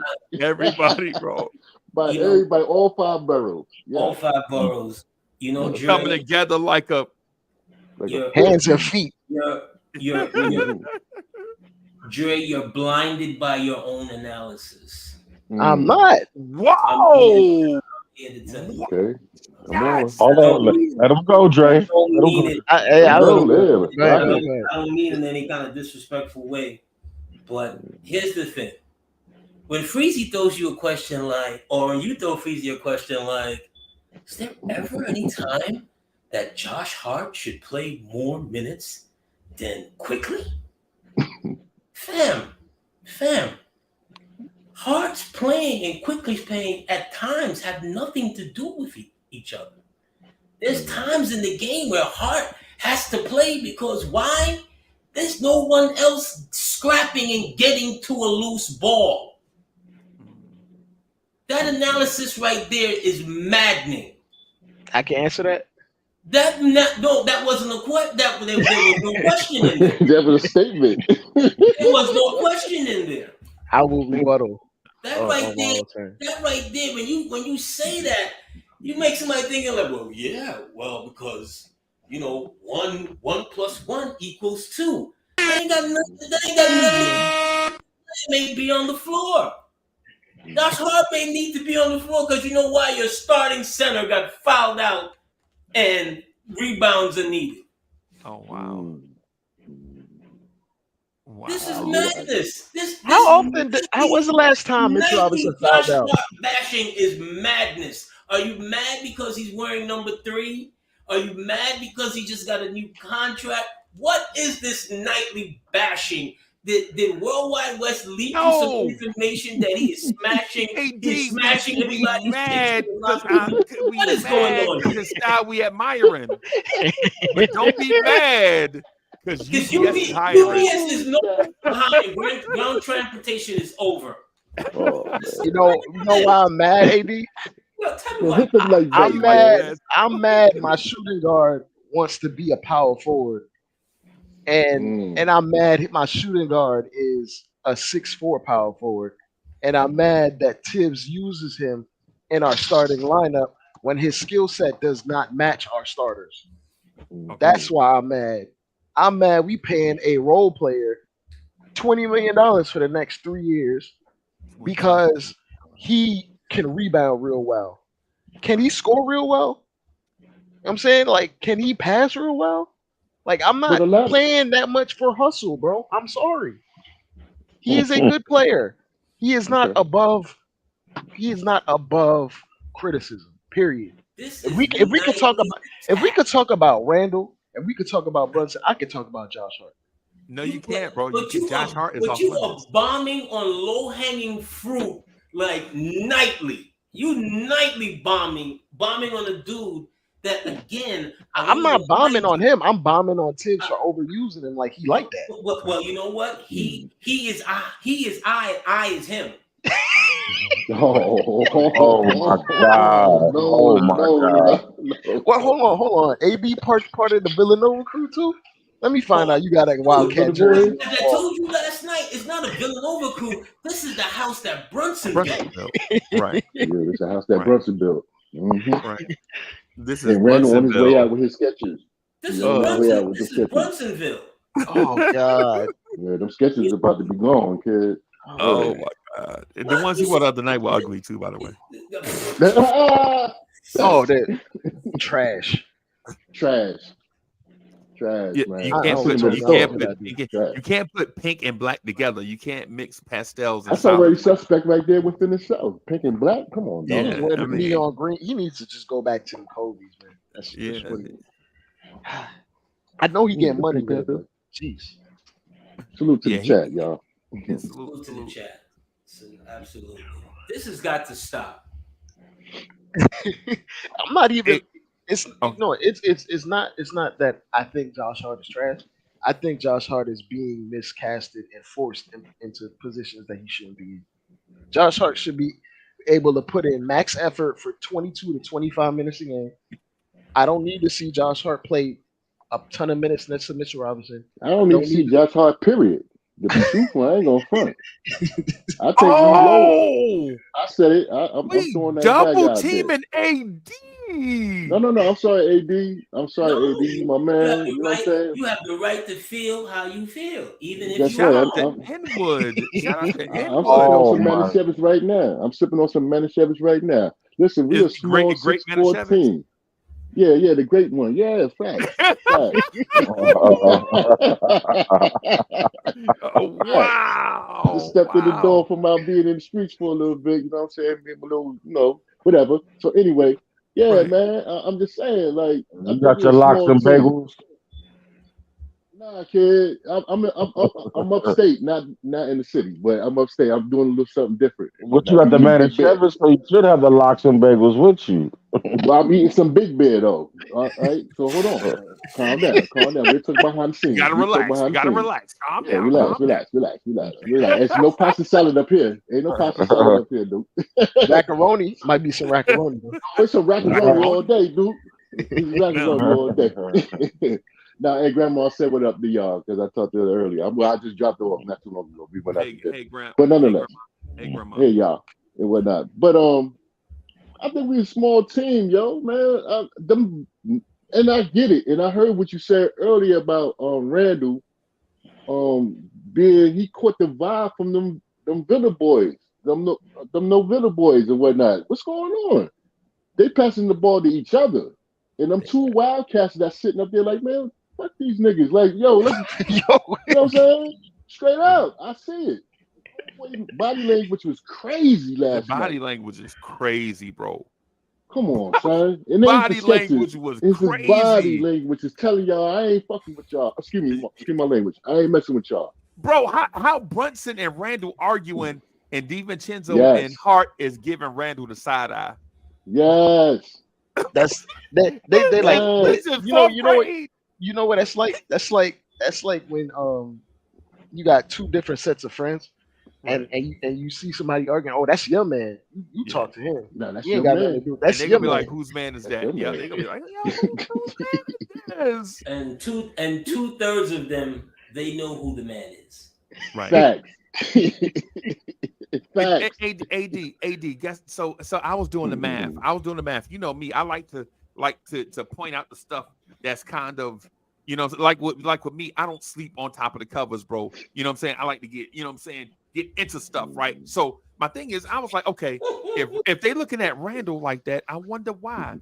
And somebody always told me, when you see businesses argue, follow the money, right? And so I was like, yeah, I ain't gonna follow no money. Nah, they just trying to figure it out. And then I thought to myself, Hart is getting 92 million over the next 5 seasons. DiVincenzo is getting 50 or 48 million over the next 4 seasons, right? That right there is what, 140 million plus Jalen Brunson's about 110-ish, right? Whatever it is. Yo, that's $250 million. That's $250 million invested in 3 dudes, right? And we asking ourselves, why, we asking ourselves, how come Quickly and the organization can't come to a contract? Because they never had the intentions on paying them. They never had the intentions on paying Quickly. Quickly out here like a rented mule. They never had.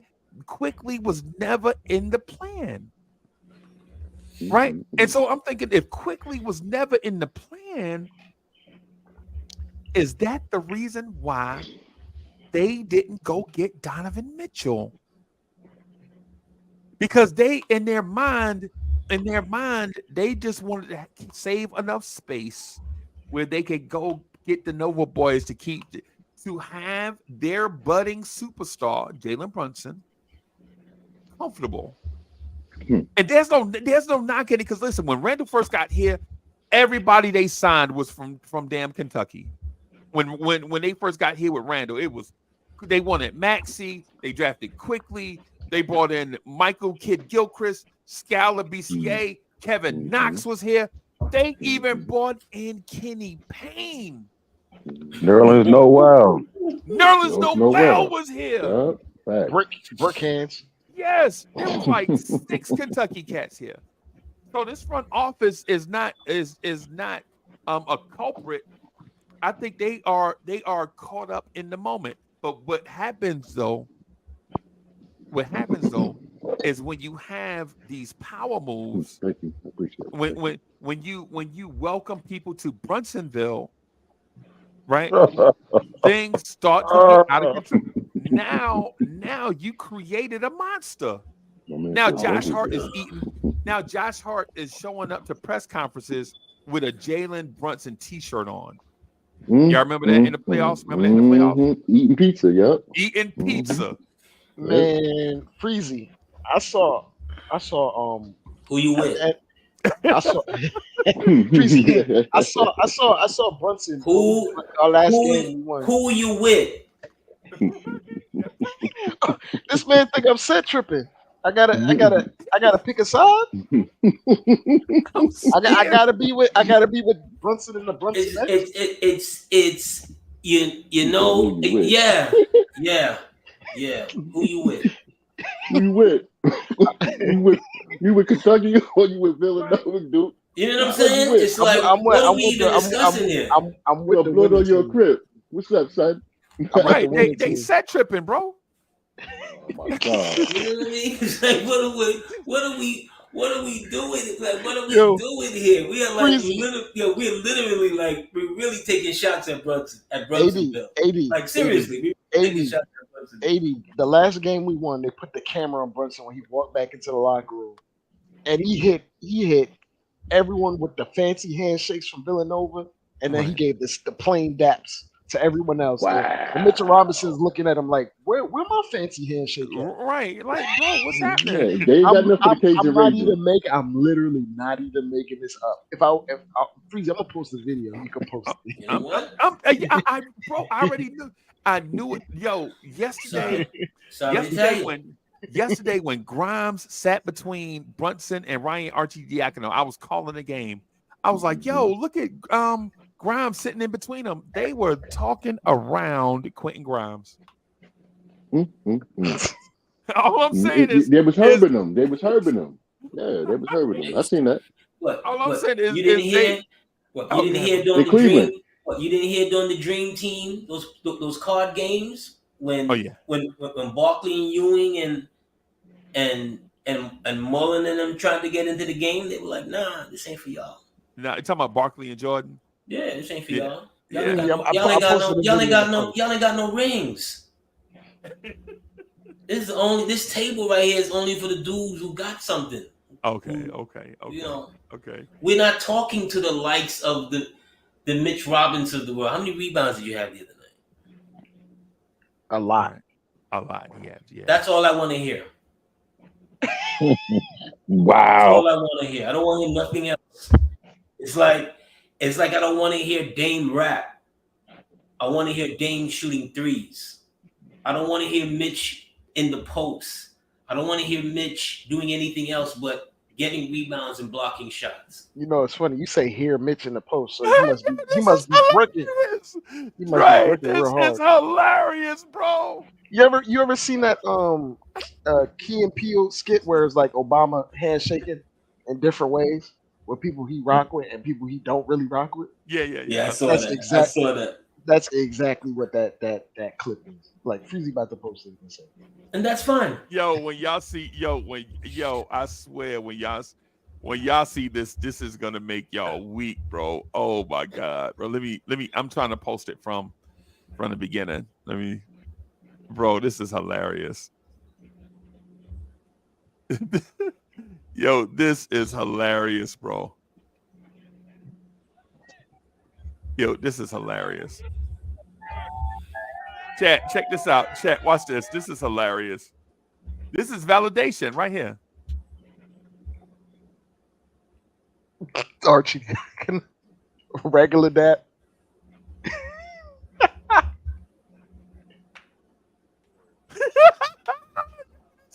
What more do you want? Mitch was staring at their hand like, bro, what is this trigonometry that y'all doing? What more do you want? You act like he gave him light love. Bro, you act like he gave him light love. Hello. I mean, I'm not sure it wasn't. Oh my god. Yo, that's crazy. Yo, I'm gonna play it. I'm gonna play it one more time. I'm gonna put. Let me see. I gotta do it big screen. So Shame on you. See it. Shame on you, Dre. You gave this to Freezie. Like really? I'm Let's telling break you. it loose. That man ammunition. This man is so obsessed right now with the Brunson. Bro, this is hilarious. Obsessed, yo. I'm telling you. Bully, watch it from the beginning. Bully, watch it from the beginning. No, that's how I got knocked off by watching it. Mm-hmm. This is crazy.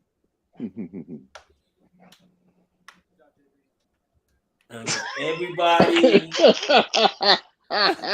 Look at this one. Yeah.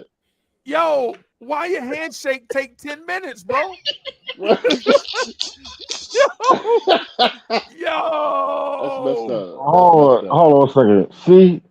See, like I said earlier, this is a GD quartet. You know what I'm saying? You know what I'm saying? This dude out here doing gang handshakes with the frat boys.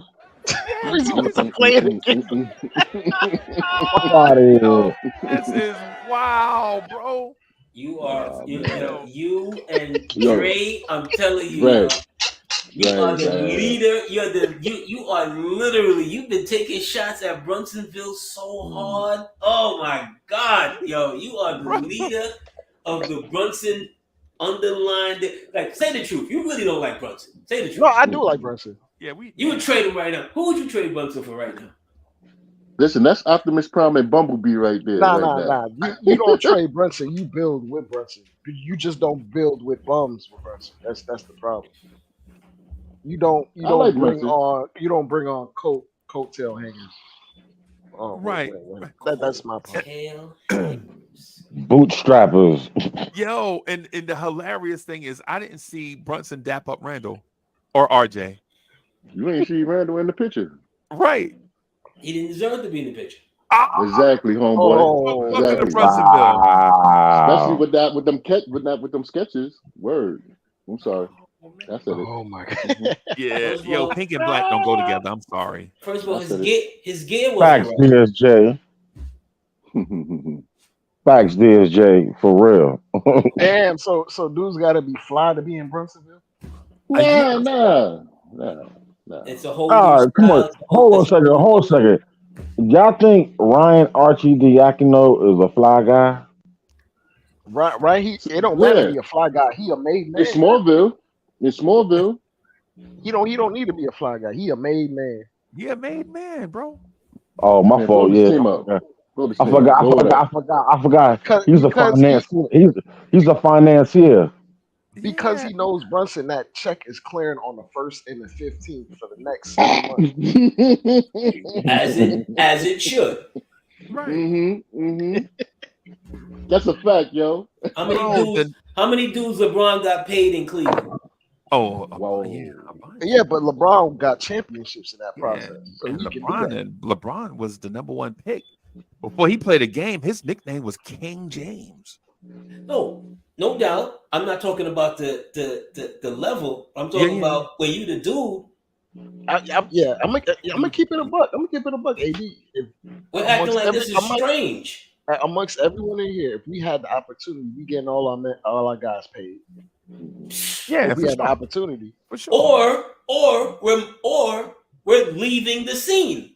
Yeah, because you can't be eating and everybody else is not eating. That's a good point. What? That's a recipe for disaster. Yeah. So you saying Brunson's strong arming a $10 billion corporation? Stick up kids is out the tax, bro. AD, you know the kids is out the tax. It's not even about that. Remember when KP was here and Phil tried to trade him? Dolan stepped in immediately. Right. But no. Okay, well, that's not happening. Okay.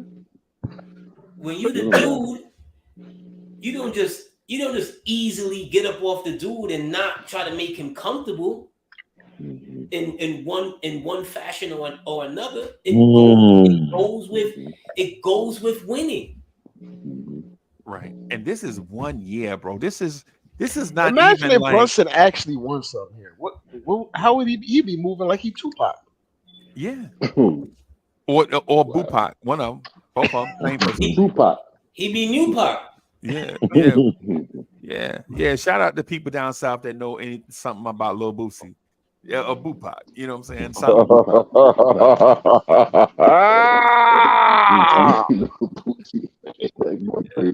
Yeah, man. Oh my God. Would you be mad if I say that? Go ahead. Yo, if you ain't ever been in a club down south and heard them play Lil Webby or Lil Boosie in the club, bro, set it off. Bro, you ain't gotta say nothing to the ladies, bro. They are coming with you. That's right. You can have a pocket full of food stamps. They go on with you. Yeah, hey man, I don't care how we eating. Yeah, like green, purple, and brown. Let's go. Yeah, the brown was in the front though. The brown was in the front. That's right. The brown front. Yeah, the brown was in the front. Yeah. Brown was in the front. Yeah. But hold on, y'all, family, man. Can I say this? And I know it's only 5 games in and whatnot. We supposed to be having this in-season tournament. We ain't getting none of that. We ain't getting none of that, son. We ain't touching none of that. Because we corny right now. And the way homeboy moving, the diva, I don't know. Man, I say Tibbs gotta go. Homeboy with the sketches gotta go. Old freckle face boy proactive gotta go. Cause he ain't stepping up. He ain't got no backbone. Keep it gangster, dog. He's a bully down with the Nova boys, bro. Bully with the Nova boys. No. I'm not down. No, I want the Nova boys to get the hell up. I only want to keep one Nova boy, and that's Brunson. Other than that, hey, be careful, bully. AD might press you about that. Yeah, because for a second I thought you was claiming a set. I didn't know. I was like, this is an opinionated show, right? I ain't scared to get pressed because I'm not pressed back. You did? You're right. See that? Man, you know what I'm saying? We all from the city, I think. Right. We all from the city except for New Jerusalem, but y'all got the 6 boroughs. So what's up? Bro, we the third borough. Oh my God. Let's not get carried away now. Are we really saying Jersey City? Are we really saying Staten Island? I always say Newark is the 6th borough. I ain't never said nothing about no Jersey City, even though Illtown is salute to Mark the 45 King, man, for real. You know what I mean? Salute to Chill Rob G. Now you see, now you got me Lock about him, to say Shabazz. Brooklyn Air be stank. You know what I'm saying? See, now you It about does.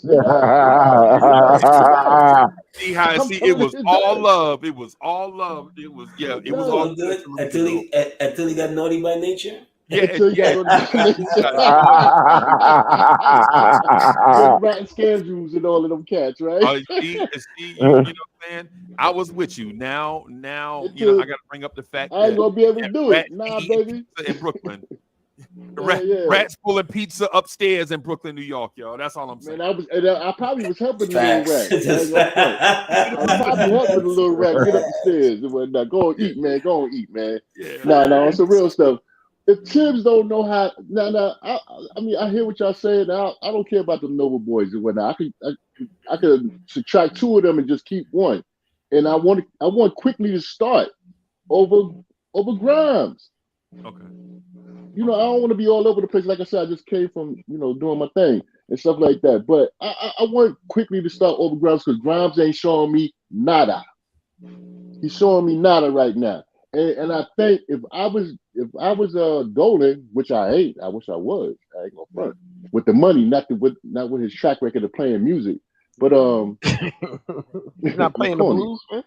No, I ain't. I'll listen to the blues. I'm not gonna play it. Bully and I ain't straight gonna sing shots. it. Out here thumping the bass. There you go, dumping the bass. There you go, bro. There you go, my man. But I want quickly to come and start and sit homeboy down because he's not doing anything right now. Straight up, he's not doing anything. He's scared to shoot the ball. He can't turn the corner. He had a wide open three and he hesitated from New Jersey, and he could have hit that in Kasaki. It wasn't how you did, but he's scared and that he don't have no confidence. He don't have no backbone. He's not aggressive. So put a man in there that want that contract and do what it is that he needs to do, and that's IQ, straight up. Leaving it like that, and I'm tired of Tibbs, man. I'm sorry. His adjustments is crazy. He put a whole new format of playing out there, and they looking crazy. That's why Randall with the sketches is looking bugged out. Okay. He don't have no aggression. I don't know what that was last night. Okay. But noodles. Sorry. I'm out. All right. I'm just saying, bro. I'm just saying. I'm just repping my city. I love Jersey City, bro. You and IK BM Dre What I do? have started this marathon of dysfunction, Freezie. And I just want you to know Dre ain't the band leader out there by himself. You next to him. Nah, bro. I ain't starting no trouble. I'm just having some fun. Started this dysfunction, y'all like hanging y'all own. We trading guys. Tibbs was fired. Who said that? I said it. I want him gone. No. I don't even think, like, I don't even say fire Tibbs because that's never gonna happen. He a No, made we're gonna man. go to the office. So, like, I don't say things like that. I just be frustrated with the things he does. That's right. And then plus those are people ask us. How are we frustrated after 5 games? People are asking hypothetical questions, and then I'm like, no, I don't want to answer that. And then we get pressed, and then I'm like, okay, all right. So if I answer your question about Tibbs getting off to a slow start, then this. That doesn't mean I'll come straight on to national TV and be like, yo, I'm mad, fire Tibbs. We got to keep it in context, bro. I don't come up here just you know what I'm saying, straight away with, like, you know what I'm saying, the clenched up fist and a mean heart. You know what I'm saying? And my thing is, I just want to talk Knicks basketball. Somebody asked me a question, I'd be like, no. They'd be like, man, nah, man, but what if? And I'm like, well, okay. If you need an answer, if such and such happens, then this. Right? I ain't coming up here saying fire Tibbs, bro. I'm supporting Tibbs. Didn't I say Tibbs put in a new offense? Didn't I say, yo, we got to support Tibbs? We got to support Tibbs? Tibbs is trying to get other people involved? That's what I was saying. I ain't coming up here talking about saying fire Tibbs, bro. If anything, if anybody, if any entity needs an adjustment, it's Anthony D's front office. Somebody needs to take them. It was a dead giveaway when his eyes opened up wide. It was a dead giveaway. Front office needs a gallon of espresso. Wow. Right. Because how you all these 6'8" wings in the draft, all these 6'8" wings of all different 6'8" wings that play point, 6'8" wings that defend, 6'8" wings that block shots, 6'8" wings that just dribble, 6'8" wings that are athletic. Take your pick, bro. It's like being at a wing place. You could have got any wing you wanted. But we like, nah. Nah, son. Yeah, we good, son. Yeah. Yo, think I about want all all, the wings you I saw. want all flats or nothing. He said all flats. Yo, you Yeah, I like crazy. all Nah, we're not even getting all flats. We're getting all celery. Just celery sauce. and celery, not eat man. no dressing, just celery. No dressing. On Man, wings. not even no blue cheese. That's messed No blue up. cheese, no hot sauce, none of Yo, that, yo, man. Brooklyn dudes, why y'all be on that no blue cheese thing? Why y'all don't like? Oh no, I love blue cheese. Hold on, Why chill. y'all don't like ultramagnetic MC? What is that no blue cheese thing? What is that healthy stuff? UMCs. What is that? What is that? UMCs. I love blue cheese, dude. I can't live without blue cheese. UMCs. Yeah, Word. UMCs. I'm sorry. UMCs. Yeah. Yeah, my bad. But yeah, my Produced by the overall, RZA. Produced by the RZA. And the other one was produced by DJ Premier. Yeah. My thing is I think the overall the front office has done a commendable job. Commendable, right? Because they got I believe. Chill out. Come on, kid. Bro. Since they've been here, the one thing you've noticed that they've done is if they made a mistake, they don't let the mistake rot from year to year, right? If they make a mistake, they're gonna get. Where's Obi Toppin at? Out of town, right? Where's Nerlens Noel? They gave Nerlens Noel that $30 million. They traded him, bro. Alec Burks, Kemba Walker. Yeah, but the only mistake Cam Reddish. The only mistake they made that they didn't recover from was Evan Fournier. That's it. Yeah, but Freezie. He sits on the bench. Yeah, but here's the flip side. All right, AD. Freezie. I'm sorry, but here's the flip side of that, Freezie. They had to pay for those mistakes to go away. Okay. Because they were the ones who made the mistake in the first place. Right. That they didn't need to make. And in doing so, they punted on the last two drafts. Right. You see, they punted on the last two drafts like nobody wasn't going to notice. Like there was talent out there that the Knicks could have gotten. Good point. It wasn't. It's not the fact that they got rid of Obi. You didn't replace him. Right. Bang. That's what I was saying, Freezie. Right. But the thing is though, that mistake happened this summer. What I'm saying is when they make a mistake, they generally fix it. Now, the reason why they didn't have a draft pick this year is not because they got rid of somebody. It was because they added someone. They added Josh Hart, so they didn't have a first round pick. Right? If we could have signed Josh Hart this summer, we could have drafted Chris Murray or whoever, or Monty Bates or whoever, right? And then we'd have had both, but they chose not to do that. Right? They chose not to do that. They chose to go get Jalen Brunson went in Leon Rose's office and said, "Hey man, go get me Josh Hart." And Leon Rose was like, "Yes, sir. Yes, sir, boss." He went ahead and got him. And then now all the Nova boys are here.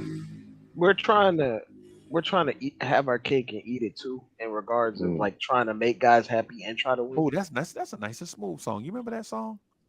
Yeah. You can't have your cake and eat it too. Yeah. That's like the second album. But like winning championship takes hard decisions, not appeasing. Your man just to get a guy you like. A lot of championship winning teams have guys that can't stand each other. Okay. Now we're trying to make like the Justice League a super friend. Like come on, bro. And all I wouldn't even be mad at it. Like if it was guys that were like It's not like Josh Hart is a bum. He's a functional, good NBA Oh, player. I could get a Josh Hart from. Yo, how many teams that boy been on, man? Seriously, and then Dre, I know you got the analytics and the stats. Or 4 teams, 4 and 7 seasons. Yeah, 4 and 7 seasons. yeah. New Orleans, the Blazers, the Lakers, and us. No. Correct. Okay. Course, Okay. yeah. Okay. And no disrespect to the front office. I'm not trying to shade the front office. I mean, it's funny to do it, but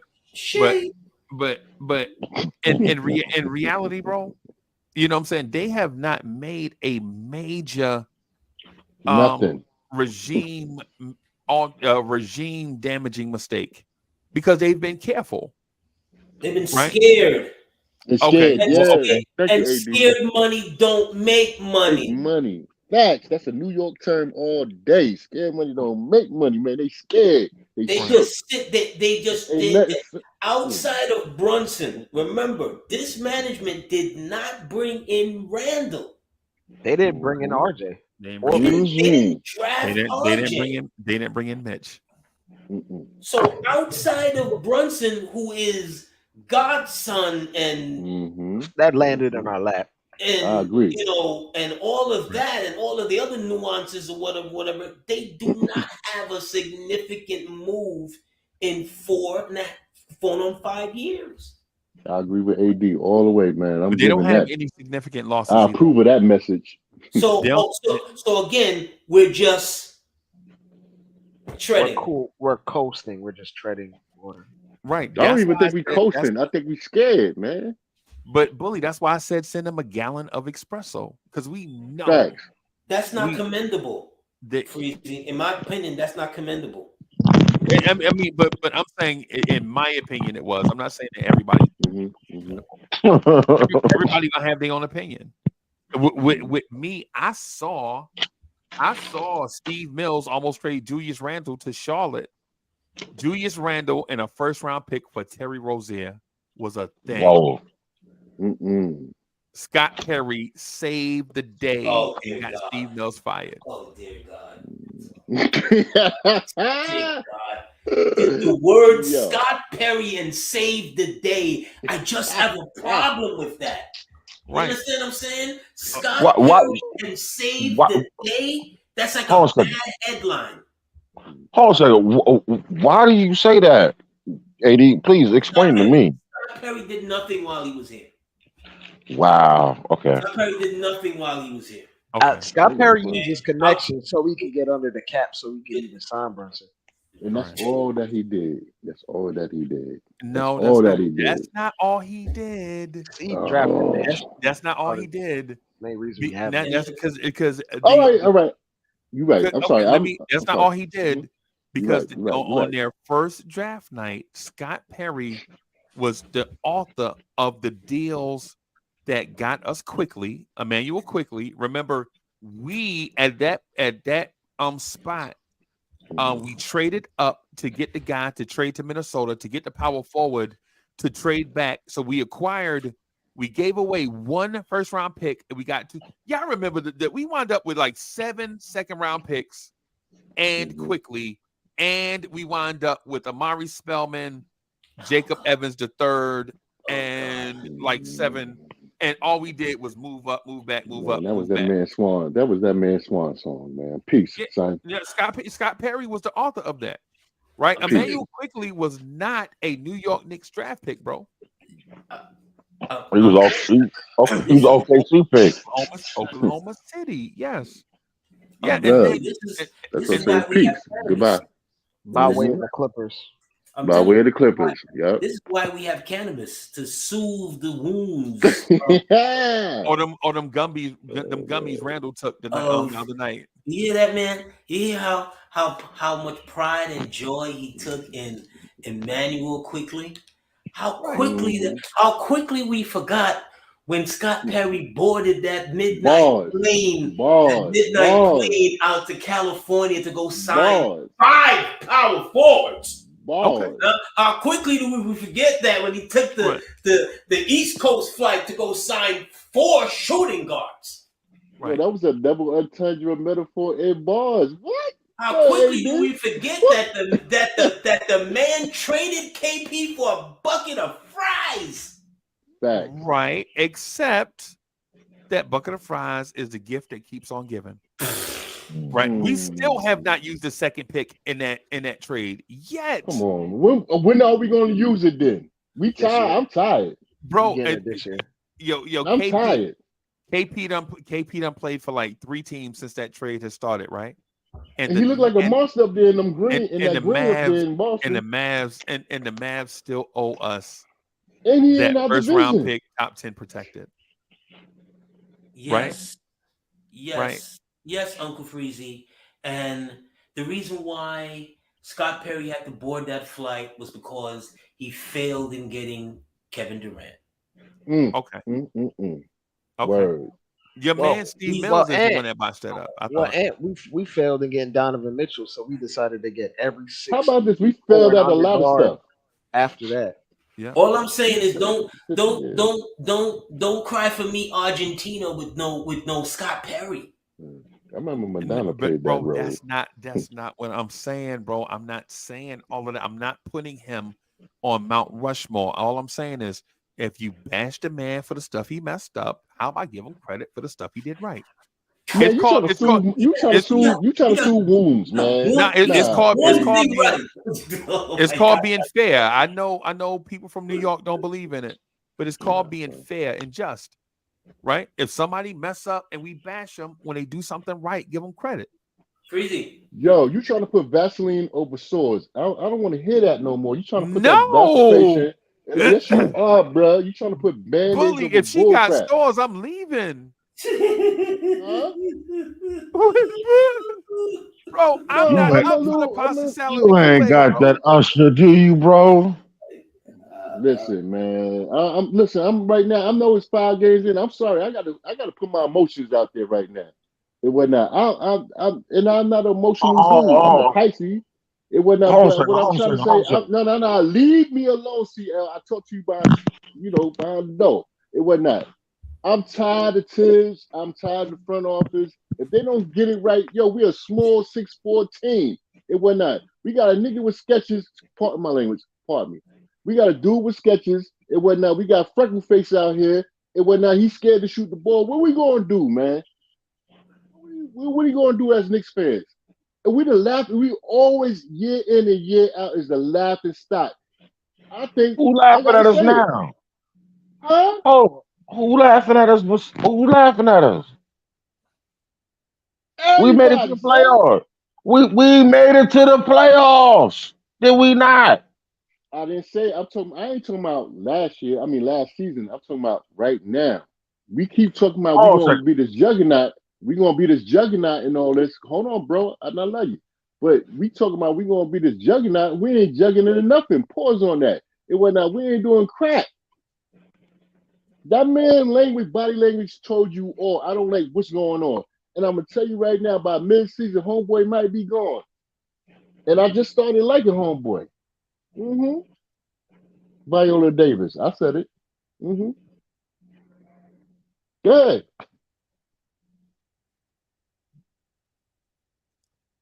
Oh boy. Those Queens dudes, he mad now. He probably taking a deep breath. I'm good. Come on, CL. Talk. Okay. I'm good. There's nothing I can say. I can't top that. Okay. I mean, you're gonna come out there with this heartfelt, emotional rant that didn't say nothing. I'm not ranting. I'm just giving you what I, what I'm saying, how I'm feeling right now, because it's almost like a disappointment. It's almost no. We bros. We still bros. Yeah. We good forever. That ain't the issue. The issue is like this. There's 5 games in a year, and we all kind of like ready to jump off the edge. And RJ Barrett might be out Friday. RJ Barrett might not play tonight. You see what I'm talking about there? And he got a sore knee from where? Where you got a sore knee from? The man Tibbs, the Penguin, already running them in the ground already. It wasn't nothing. The man gonna be out. The young man boys to run around. Yeah, man. Come on. Nah, CL, I'm sorry. I'm gonna leave it alone. Go ahead, CL. No. I'm gonna say this. The man's probably hurt because he played most of the summer, and then he probably worked out from that Clemson point. did too. I mean, you can see where he actually got hurt. He just landed He awkwardly got and like hurt in the game. Look about in game one. In game one, and came No, in game. it was no, the Atlanta. Pelicans. Was it The Atlanta? I Atlanta. thought it was the It was the Pelicans. Atlanta. It was the Atlanta game. He didn't play the Okay. Pelicans. He didn't play in the Pelicans game? Wait, he did, but it was the Atlanta game. It was the Atlanta Oh, game for okay. sure. Okay. I thought I could have sworn it was that stinking. No, it was that Boston game when he landed wrong. He came down wrong on his knee. I think he got fouled or something. He came down on that knee. Yes, yeah, I'm gonna get you. No, whatever was the But go last ahead, game. Whatever was the last game we played, I remember he limped in that game. Like he landed awkwardly and then he walked it off. Yeah, Right. yeah, I remember that. Yeah, it's like he twerked this. Yeah, man, y'all gonna get Wrong on me. word. Yeah, he tweaked it. Yeah. He tweaked it, He said and he it was. Come on, man. I gonna leave it the hell alone. No, that's not Atlanta. That's Atlanta. Hey, watch your mouth. ATL. ATL. Talk to Touch the him. ladies. Hey, touch the ladies in ATL, boy. But that's not you. Hey. You married, kid. Thank you. I'm about to say, come on, man. Because see, I wasn't messing with you when I could have been talking about you and your banjos. Hey, The mega Dre. flip you got. Mega said you had a collection of banjos. You know what I'm saying? Wow.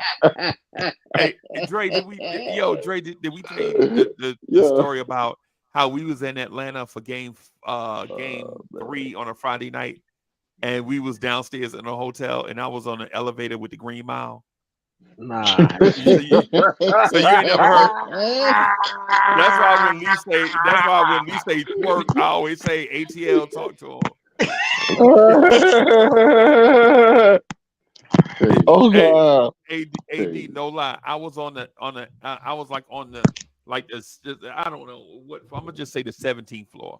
All I know is we was like on the floor right underneath where the expensive Nigga. and how all that stuff at. The suites. And yeah.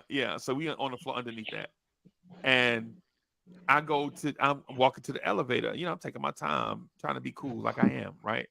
So I hear somebody say, "Hold the elevator, please." And I'm like, "Oh, for sure." You know what I'm saying? And I put my thing in there, the doors open back up, and I look up, and it's Michael Clark Duncan, like a dude that's like 6'10", like 380 pounds, bro. Shredded. Right?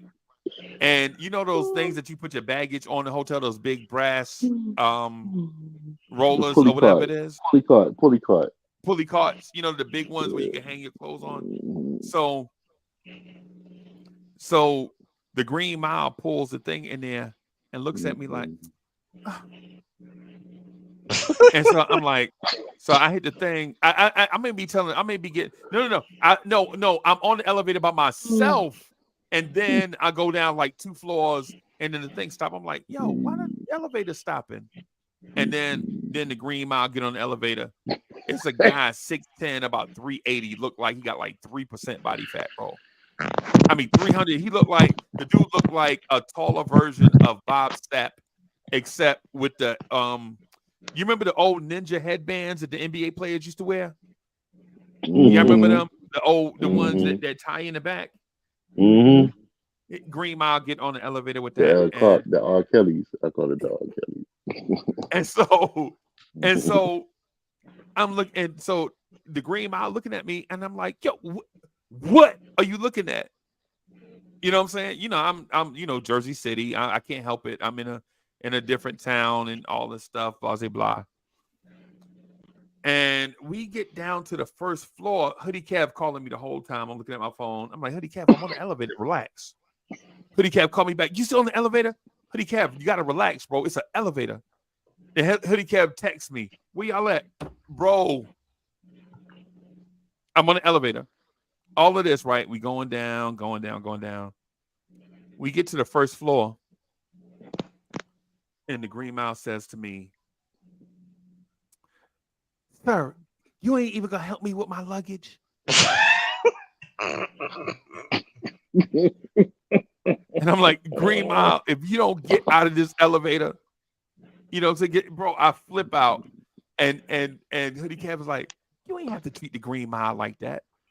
And I'm like, and Dre, the Green Mile, when I say the Green Mile, I'm talking about just had on overalls, no shirt, feet done with flip-flops, feet like immaculate flip-flops, right? I get off the elevator, I'm like, ooh. That's why every time Lee say words like twerk, I'm like, ATL, talk to him. Just because of that, little experience. And rest in peace to the Green Mile, Michael Clark, Michael Clark Duncan. Yeah. The dude that was on the elevator with me was legit 6'10". Bro, I'm tall and I'm big. I know what 380 pounds look like. Right? I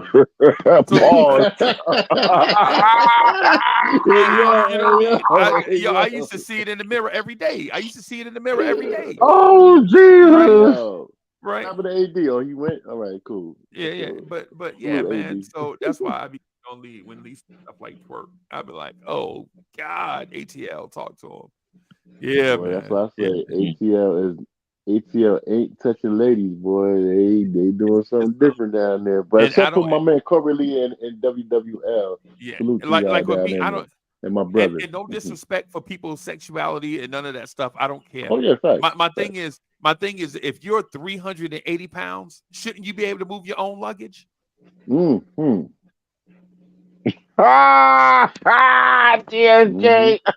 DSJ crazy, yeah. DSJ crazy. DSJ crazy, yo. He be stay trolling, yo. Yo, he funny as hell, man. Oh, yeah. Oh my God. Yeah, man. Yo, that boy kind of. I mean, I'm not going to mention his name or nothing, but that situation where he got going on is kind of crazy, man. He lied and then he French fried it back, say he did have an encounter, and that's kind of crazy, man. You don't supposed to be doing stuff like that. Right. That's why I be telling Bully, Bully, I better not ever, bro. And I'm your man. I know you're a grown man, dog. I know you're a grown man, and I don't mean no disrespect. That's why. Yeah, bring it on. I be like, Bully, I better not never see you eat pasta salad, bro. Me and Lee gonna have to do an intervention, bro. We gonna have to wrestle him to the ground. Pasta salad. Hey, you know what? I don't watch. Watch. Y'all gonna come down here and I'm gonna invite y'all to a barbecue. And I'm gonna say bring something, and he gonna bring. You gonna stop by Kroger's, and he gonna skip over the potato salad. He gonna bring. I ain't going, bro. I ain't. Wait a minute. Trey, I ain't going, bro. Wait. Just off that alone, bro. I ain't. When they call roll, they be like absent. You know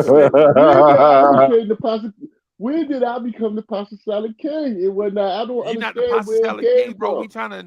You see, because I put grandma on that. I put grandma on the thing, and she said rackaroni, and y'all ran with it. And now I'm the pasta salad king. But you know what? I'm gonna make me a pasta salad shirt, and I'm gonna say you can't make no pasta salad for every occasion. It's an occasion for pasta salad. I promise you, when y'all see me, I'm gonna wear that pasta salad shirt. Watch me. I'm a grown ass man, dog. Just like you tell me, Lee, I'm a grown ass man, dog. Oh boy, with shaved carrots and cranberries and bell pepper. No, and then shaved carrots and cranberries. All that don't go together, bro. Oh my God. I don't know. I don't make that stuff, man. What are you talking about? Yeah, macaroni casserole. Dre, out here putting Mediterranean olives in it. Yo, you bro. Look at here go DSJ. Here you go, DSJ. Go ahead. What you got to say with that? My man got that purple corn in there. Yo, I don't even eat purple corn, bro. I draw a line somewhere, bro. Corn. Purple corn. Nah, man, purple corn. Who does that? I gotta draw a line, bro. Yeah, there's a line got to be drawn, dog. Yeah, for real. Man. Ain't no cranberries and none of that. Got doggone Mediterranean. No. What you say, Corey? Mediterranean olives. They like black and green and yellow. Nah, bro. I gotta draw the line. Instead of Italian dressing, he put in what's that other one? Oh my God. Oh my. Vinaigrette. Yeah, yeah, that was vinaigrette. ATL, talk to him. Oh my god. Yo, man, I love Oh y'all God. dudes, man. I'm Oh healing God. good, but I'm straight, yo. I'm straight, yo. But I'll tell you right Me now, too. nah. Me Yo, let too. me tell you something. Me too. Yeah, that's right. Green Me too. Mile, Green Mile. Yeah, I'm straight. Right, man. Oh. Word. The Knicks Yeah. need to get it Ooh. together. All I want to say is this: if Homeboy, and I wish I had AD back on here because I wanted to hear what he wanted to say, but if Tibbs don't get it right mid-season, Homeboy gone for me, man. If I was Nah, the he ain't owner, gone, bro. He ain't he gonna gone, go bro. to the front office. He gonna go to the office, but he not doing right, kid. I mean, you know what I mean? He not I doing mean, right. bro. So in your mind, let me ask you this question. You know what Yes, I'm saying? sir. I'm up. I'm up all night like LL Cool J. Mm-hmm. In Also your help. mind,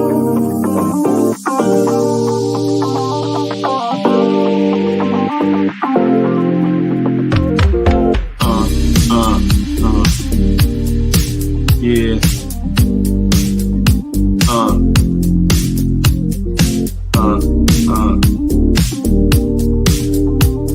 Yeah, ladies and gentlemen, put them drinks down and get on your feet.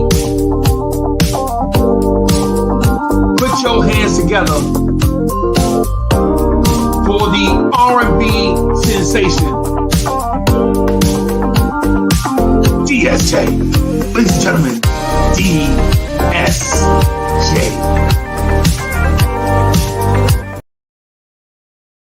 Yep. oh my God, that's the first time I see this shit. Oh Yo. God. I have Mm-hmm. questions. I'm about to I get have him an questions. R&B jacket. Mm-hmm. Oh God. That's the first time you saw his intro? Yeah, bro. I promise Shit you. dope. Yeah, it was. Yeah, I'm So offbeat with it a little bit though. I'm a little offbeat. I gotta no, redo. I'm tripping off the dances, the mean, the mind, the Yeah. mind. Yo, I'm bugging out off here. My man, yeah, my man with the cardigan on. Yeah. Yeah. Yeah. Hey, I bet you can get sturdy real quick. Oh So I got God. questions. When you were in the elevator with Dwight Howard, was he wearing an Orlando Magic jersey or was a Laker jersey?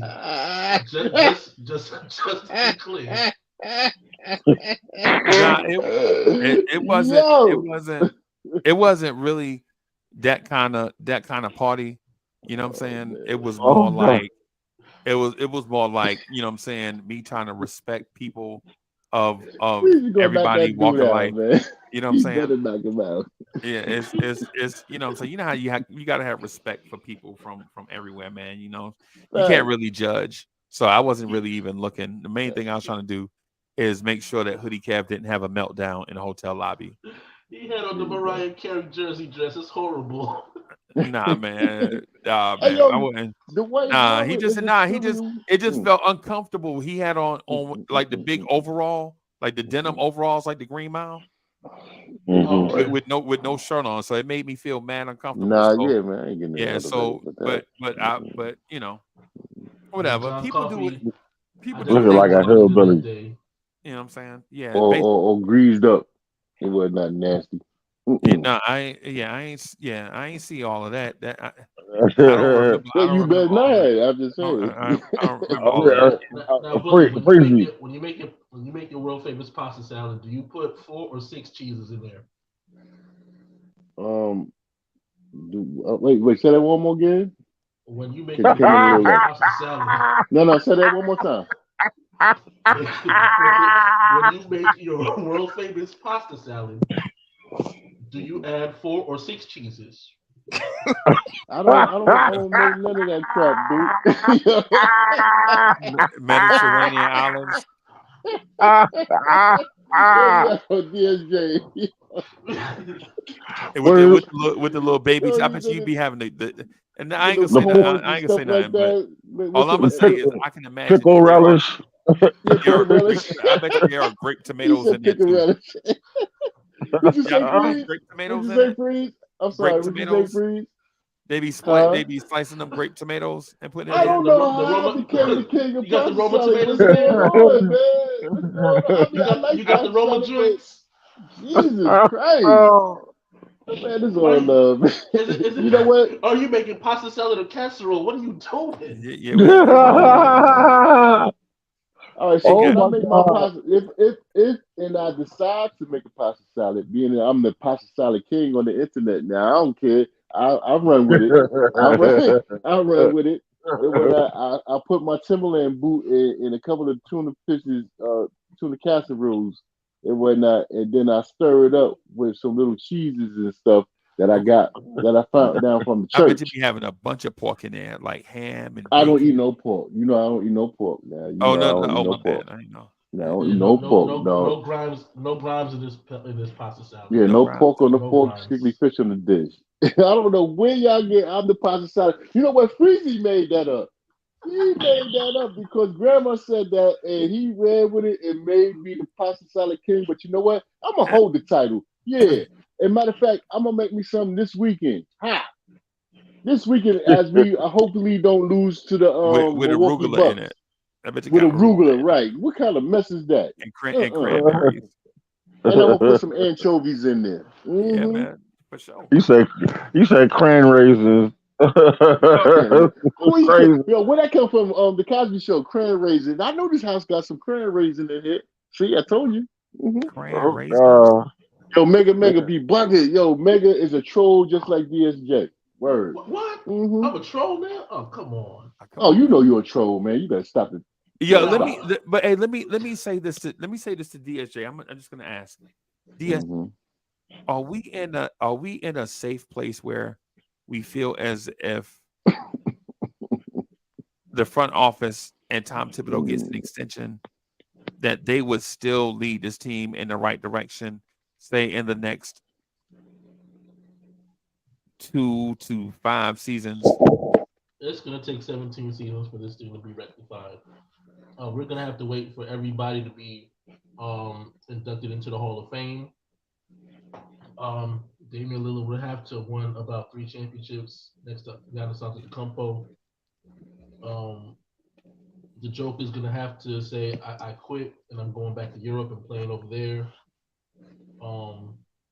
Steph Curry basically will have to shoot himself into a coma before we even start talking about championships with Tom Thibodeau, Leon Rose, aka Peon Rose, and Willie Wesley at the helm. No.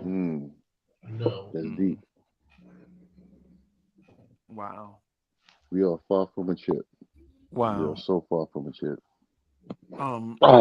Dre, do you think we need wholesale changes, coaches and front office, or is there a baseline established? There is a I think foundation. There's a baseline. Yeah, there's a foundation, but I think we're like one correct move and a coaching change away from a title. Everything must go. But the problem is the coach has so much autonomy and say on the roster composition. It's kind of hard to figure out, okay, if you do replace Tibbs, who's going to have say in the roster composition then? Like the right coach would pick up the right players or or say like to the front office what he needs, right? But okay. Honest to God, I don't think we're all that far off. We're a few moves away, in my mind. Two moves, because we need to get some wings up in here. So you're 2 moves away. So what are those 2 moves? You have to consolidate and trade for that superstar, top 10-ish type player, and whatever you have left, you have to consolidate and get a complementary player, preferably a wing, to go along with said superstar. The hardest part about it is accruing the assets, in my mind. Well, the first part about it, we already have the assets accrued to do it. It's actually executing at this point. And finding the right person, like someone actually available. The execution is the hard part, but like accruing the assets, we did the first part already. It's just about putting it together. Why don't we have a wing backup for Julius when he go to the bench. I mean, Sims can't do it. Obviously, We got why? one. It's Josh Hart. No, it's Jacob Toppin. Jacob Toppin ain't gonna get no. I ain't seen that man. I ain't seen that man on the floor since the preseason, yo. Is he on the Is he on the bench? Jacob Toppin is going Nah. to be a G League All-Star. Oh, so you're two-way. Yeah, I believe he has a 2-way contract. I'm gonna say that, bro. I don't think the superstar that the Knicks need is gonna be available. Yeah, that's the problem. You should have scooped up poor George when you had it. I mean, when you had the opportunity, but I mean, he wanted too much money. I hear you, big bro. I hear you back in the head. I hear you, but I mean, come on now, who we got out there? I'm not going after my granddad. Bro, you got $19 million on the bench. Not even Tibbs played everybody on the roster except the $19 million guy, and we talk about money. What are we talking? We talk about money, bro. Really? I got you. You talking about fun, yeah? He played everybody on the bench. He's like, yo, y'all get. Oh, you? No, not you. No, you don't even take your stuff off. You ain't never going in. That's crazy, man. I mean, what if that as a player? Yo, what did Fournier do? Yeah, wait. What did he do to Tibbs? What he didn't comb his hair right? But let me know. Tibbs' daughter. Just to stay on track, because we was talking about the superstar, and then Paul George. You know what I'm saying? To talk about what the Evan Fournier did would get us off the point. And the point is cats like Paul George are not available. That are, bro. We talking about money, and we let $34 million a year sit on the bench and not play them. And Derrick Rose and Evan Fournier. And we talking about giving Paul George an extension? I mean, come on, bro. I think we wilding, bro. That was that retirement money. We wilding, bro. I mean, come on, bro. We pay, bro. They are paying Brunson, Hart, and DiVincenzo $250 million. And we talk about money, and all of them together, their points per game don't even average Paul George's.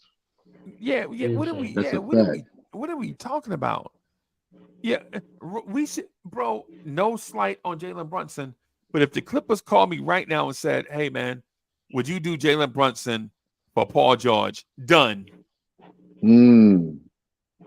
Done. That's deep right there. Sorry, Jalen. I like Jalen Brunson, but you're talking about a top 30 guy versus a top 15 guy, right? I mean, come on. I would do the same. Listen, if Milwaukee said, "Hey, man, would you give me Randall and RJ, and I'll give you Giannis?" Done. Oh God! Before you change your mind, right? And I love both of them, bro. You know what I'm saying? With that. Yeah, as Knicks fans, bro, we gonna have to get out of that. Bully included, bro. But the front office, front office is trying to win on their terms. Yeah, you're not winning in how the NBA works. Right. You got to be cutthroat. Yeah, when Anthony Davis is signing an extension to make $62 million a year, we mad at Paul George for wanting 41. What are we talking about, bro? I'm gonna keep it a buck. If this front office had the Raptors situation, I don't think they pull the trigger for Kawhi because they want to win on their terms. Like, we're gonna see it through with DeMar DeRozan. No, you got to be cutthroat. You got to be able to, even if you have long-standing relationships with a guy, if you're aiming for a title, you got to hurt feelings. It is what it is. And the most important thing to all of it, the salary cap is the same for every team. Every curtain, every layer over the cap is the same for every team. So if the Knicks are gonna go over that, why not go over it for a dude that is rare?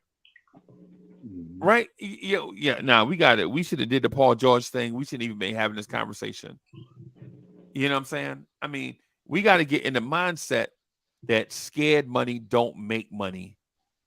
You know what I'm saying? We out here paying Dante DiVincenzo $12 million a year. We gonna pay Josh Hart 18 and $19 million a year. We gonna be paying those two dudes $30 million a year. Mm-hmm. Where, bro? You don't even see whack moves like that on 2K. Thanks. But let's wait on it real quickly. Let's just see what happens later on. Right. We're gonna wind up losing him if we don't pay him. Straight up. Chicago. And I know. Yep. To bro, Chicago or Toronto. He already gone, bro. He already gone, bro. You know see what he's doing right now? Yeah. You see what that man is doing right now? He letting y'all know. He letting us know. Excuse me, not y'all, us. He letting us know, man. I'm for real. Right. And when he gone, it's a Bully. Let me ask Lee this. Lee, you remember how the Pirates wouldn't, when the Pirates got a captive, they wouldn't slaughter the captive, but you know what they would do? They would make him walk the plank. Remember that? They're like, I ain't gonna shoot you, but we gonna make you walk the plank to ensure. You know what I'm saying? You know, that's what Quickly is at right now. He walking the plank, bro. You know what I'm saying? Like the Knicks ain't gonna do nothing bad to him. They just gonna make him available and then let somebody swoop in, and then they're gonna be like, oh, this was the trade we was talking about.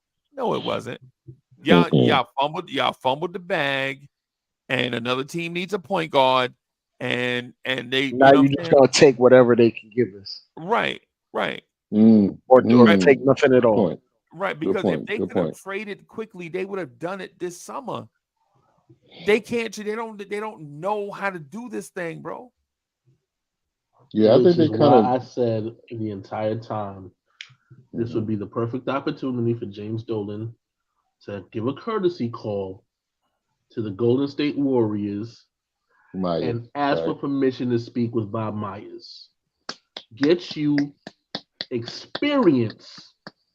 Stop hiring these novice front office executives that have no idea what they're doing, that need somebody in there to hold their hand and walk them through the process, and get somebody that knows the job already. This is a big market. We don't have the luxury as a big market to sit here and say, well, we're going to give such and such a chance. We don't have the luxury of hiring entry level to run front office, to upper management jobs. We just don't have that luxury. Right. Ain't gonna lie to you, bro. We're in a precarious situation, right? Where we're in a place where we haven't been in a long time. At the same time, we're in a place that we don't want to be, right? Because if you think about it, I'm not saying. Listen, I already admitted that I live in a moment, so I'm in a continuous evolution of sorts or revolution of sorts of the panic button, because I live in the moment. I don't care nothing about no 20 games down the road. I live in today. I live in the moment, right? Right. In the present. Right. I'm present. I'm where my feet are, right? The thing is this team right now appears to me to be in purgatory. Trash. Right? Where we're gonna be somewhere between 40 and I said 60, but now that I look at it, I still want this team to win 60 games, man. But if Randall is playing like this team will be lucky to win 40 games. Right? Wow, I'll be quiet. But you know what's gonna happen, right? They're gonna get one more year to try to get it right. After this year. Right. I think I'm sorry, Freezie, not to cut you off, big bro. I swear to God, I don't mean it.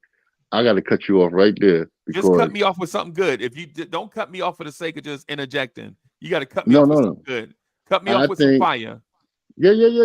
No diggity, no doubt. And it ain't with no pasta salad. I'm the king of pasta salad. But anyway, if they don't do it this year, bruh, I mean this season, excuse me, They gotta go. They gotta break it up. They have Tibbs gotta go up to the front office. Randall, if they all right, I'm not gonna even front. If they keep Randall, that's cool. If they keep Quickly and Brunson, cool. But the rest of them jokers, except for Mitch, gotta go. Gotta go. You got to insulate yourself with new players with aggression, with listen, Athleticism. athleticism. Thank you, ATL, Greg. talk to You know what I'm saying? Word bond. Like you have to I, do that. I So don't what I'm have saying, my fault. Go ahead, my fault, brother. You yeah, good? yeah. I'll just make my point and I'm gonna give it back. You know what I mean? If they don't do it, especially we going against Milwaukee on Friday, if they embarrass us and homeboy looking like he was doing the other night in MSG, we have to start making it in our minds, man. We gotta do something. We have to do something.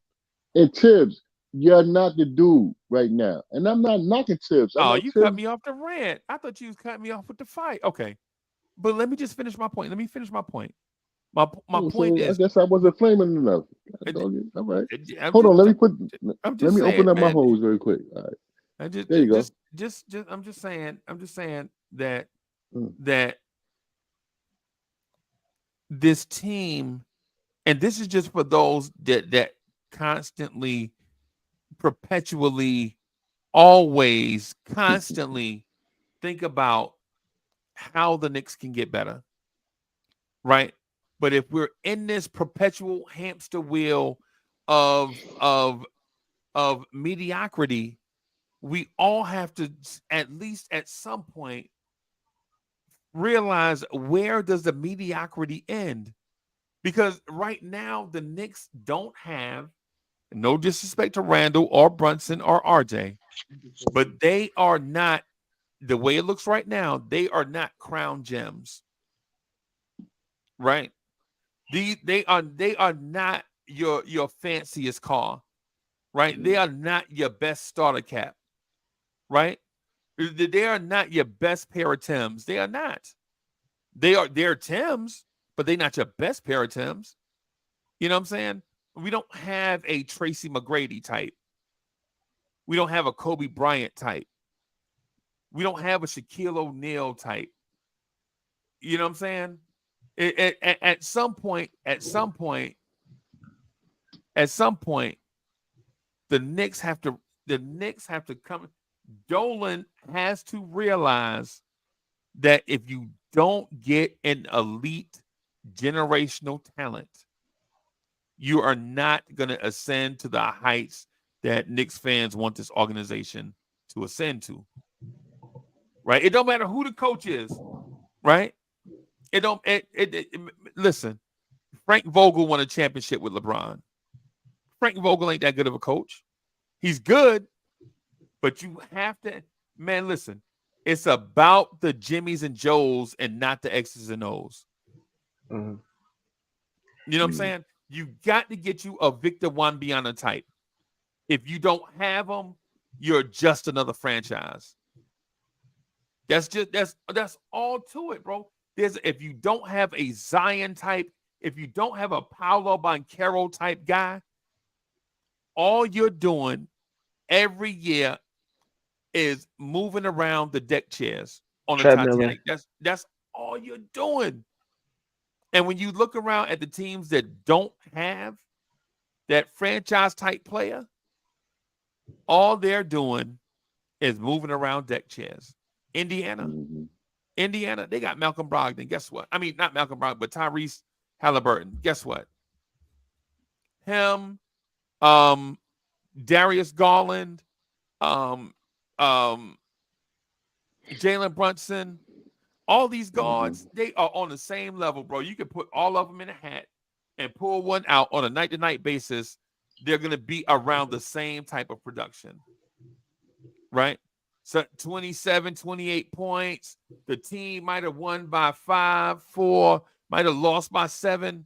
They don't have an ideal difference maker, right? Right? The thing is, we don't have an Anthony Edwards.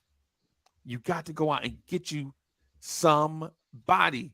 right? Because you start there, and then once you get that one piece, you can stack other pieces to go with it, and then you really recalibrate and say it's championship or bust every year. The Lakers is like, yo, we're gonna sign LeBron and we're gonna trade everything we got for Anthony Davis. And figure it out in a few years. And we'll figure out the rest of the roster. They don't care about how they win championships. And they They screwed care it up about winning multiple championships. times, but they still recovered anyway. Yep. Yeah. Meanwhile, we're just waiting before we even get a chance to screw up to figure it out. Yeah, you said a championship. I mean, or you said we're gonna be good within it when. You said the next next season or the second season of next year. I mean, that's going forward. That's in my mind. If we make the move, if we make the proper move, am I correct? Yeah. But all right. So my dilemma is, and I heard Freezie. I heard what you said, bro, and everything, and I respect everything that you said. But look how small. Like, what are we doing? Like, what are we doing right now? Like, what are we doing? We're trying to have our cake and eat it too. We're trying to. And I don't like that move right there. That's corny. I'll tell you exactly what we're doing. Right. Mm-hmm.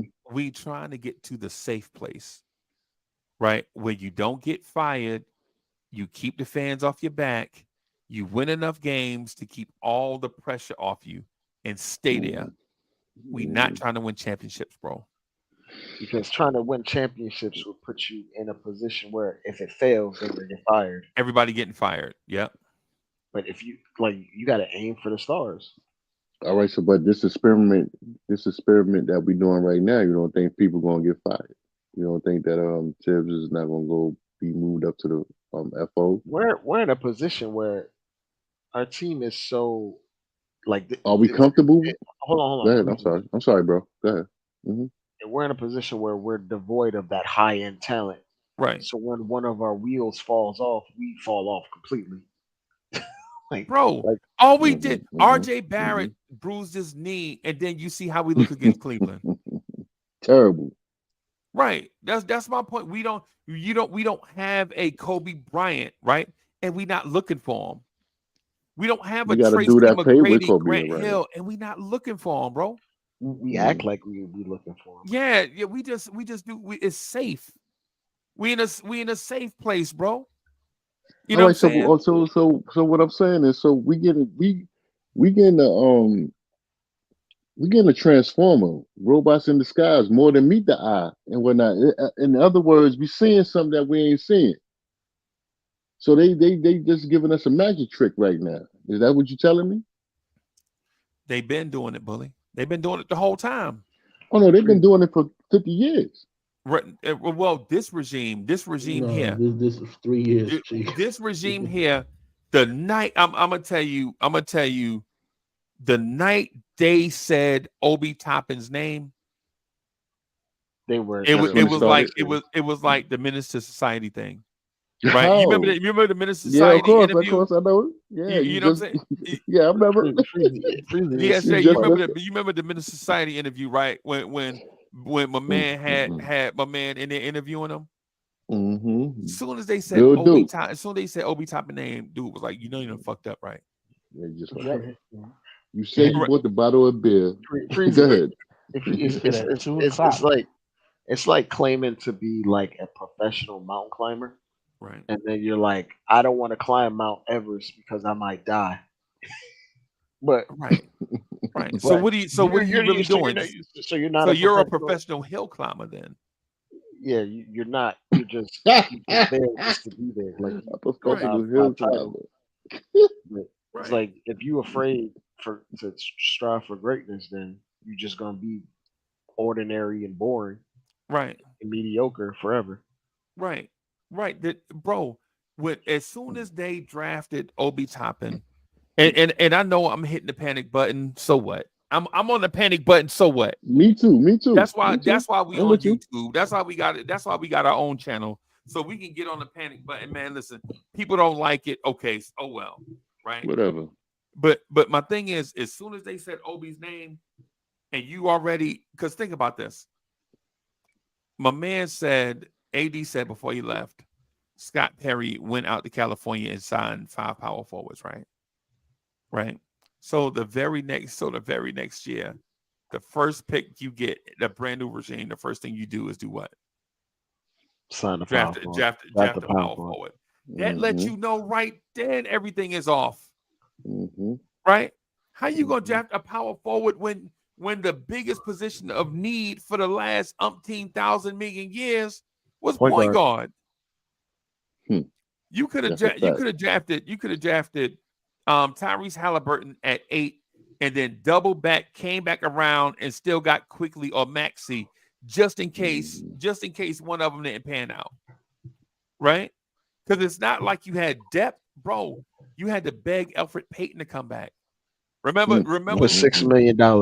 Yeah, and then you couldn't trade him, and then you couldn't trade him because you can't terminate a team option just to bring somebody back for less money. You got to pay them what they were going to make plus $1 million, and you can't trade them for the entire season. So we had Elfrid Payton here for the entire season. Freezie, that mentality goes down all the way down to the X's and O's.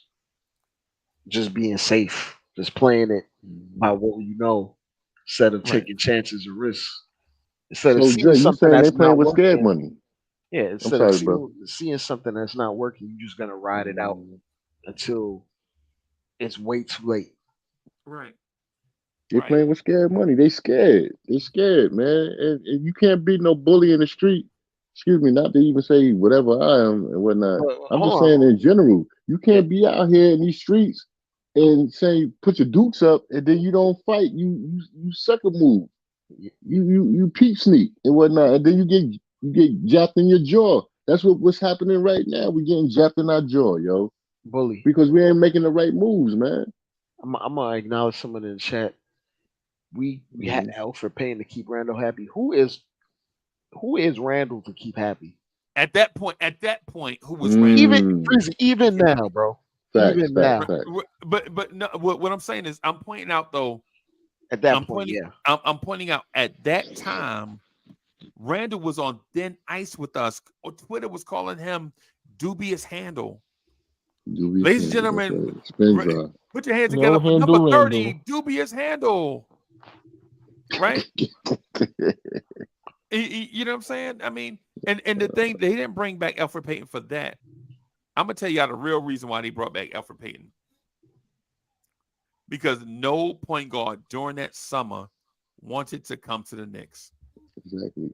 And during that summer, 11 point guards, 12 point guards, I'm talking about big time point guards, changed teams. And we were also chasing Fred VanVleet. Terry Rozier. Yes. Terry Rozier. I was about to say that. Yep. We were chasing Fred VanVleet, and we were like, man, we ain't going to give him no 4 years, $20 million. Well, how does 4 years, $20 million look now? $20 million a year. Yeah. How does that $20 million a year look now? I mean, that contract has expired, but last year, if we had VanVleet on $20 million, bro, that's a steal. Back. But you know what though? You know what? People forget Chris Paul leaving Houston didn't want to come to the Knicks. They chose Phoenix. Oh, what did they choose Phoenix? They chose Phoenix, right? Chris Paul. Sun and fun and no taxes. Russell, y'all remember the Russell Westbrook John Wall trade? We didn't want that. People forgot that happened. What's the light skinned dude?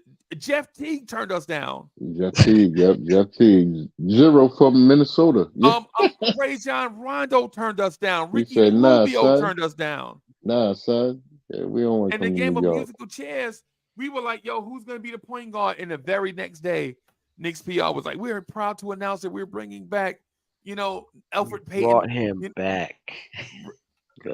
If y'all would have left him alone and didn't cut him, you would have saved $1 million, but you cut him because you didn't want him. Then you couldn't find a point guard, and then you had to bring him back for $1 million extra, and then couldn't trade him because the collective bargaining agreement says you can't terminate a player's option and then bring them back for less money. Who was the dude that we had? Who was the dude that we had as a point guard back in the day? And he was just a cornball, straight up. Duhon. Dude, No, my yeah, man. him. Thank But you, you know Dre. what though, Bully, and in that same year though that you bought in, and this is why I tell you that the nepotism runs deep, and Knicks PR is the GOAT. Because in that same year they brought back Alfred Payton. You know what they did? They gave a 3-year deal to Austin Rivers, 3 years, $10 million. Austin Rivers, Oh my God. You remember that? yeah. He was gone after Oh, what? oh, Half a season. we love Doc Rivers. I had a long Mhm. Doc Rivers is one of my favorite coaches of all. Tell me if this sounds familiar. Mhm. They were selling. They were Yeah, selling yeah, him both yeah, tickets. Mhm. yeah. Tell me if this sounds familiar. Oh man, Doc Rivers has coached in the league for so long, and Austin Rivers had been around us. We feel like Austin is our son. Are Mhm. we gonna enjoy him being here and blah blah blah blah boom boom boom, right? Mhm. And then when it didn't work out with Austin Rivers, they saved that script, and 2 years later they said the exact same thing for Jalen Brunson. Mhm. And Kimball They ain't Walker. changed the font or nothing. And Kimball Walker. The same And thing. bro, I'm telling you, bro, it's some of these things. That's why, and I know it seems like I'm on a panic button, bro. I am. I Maybe am I'm too. losing it. Maybe I'm I'm with you. losing it because I thought this team was gonna win 60 games. But come on, when does it stop, bro? Austin Rivers, Kemba Walker, Evan Fournier, Nerlens Noel. Mm. Yo, man, Mm. Reggie It stops when Bullock. you get experience in the front office. Bro, Mhm. Reggie Bullock let Victor Wembanyama dribble the ball between his legs, bro. Y'all saw the highlight. Vic Yeah, I sized him saw up it. and threw the. That was our starting shooting guard from 2 years ago. Mhm. What are That's we a fact. doing out here, We really ran back the same roster just because we made the Yeah. playoffs. We did that already before Freezy. bro? I'm not even talking about last year making it and this year. I'm talking about the fourth seed year Yeah, where we made the playoffs and we're just gonna run it back. We literally paid the same guys, a bunch of right. journeyman vets, the safe move Yeah, because just being competitive is enough. Not winning. Winning a title Mhm. is just too much. It's too much pressure. Mhm. It's too Mhm. difficult. that's what we chat. That's what we. That's why sometimes I gotta tell jokes, bro. I gotta when I'm in the chat. That's why sometimes I just gotta joke with Bully about pasta salad and Kool Aid because Mhm. sometimes Exactly. when you think about the transaction history of the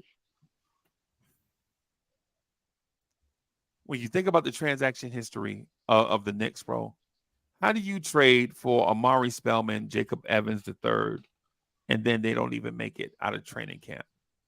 Would Okay. you trade it? Would you trade it for them? You gave up something for him. Yeah. Right, right. Jacob Evans Some- III didn't even send. What's the dude from Seton Hall? Y'all remember Miles Powell? Y'all remember Miles Powell? Yeah. Mm-hmm. Miles Names Power. Yes. Yeah. names from the past. Remember Miles Powell was Mhm. busting everybody up, and we're like, yo, he might make the roster. Wrong. Mm-mm-mm.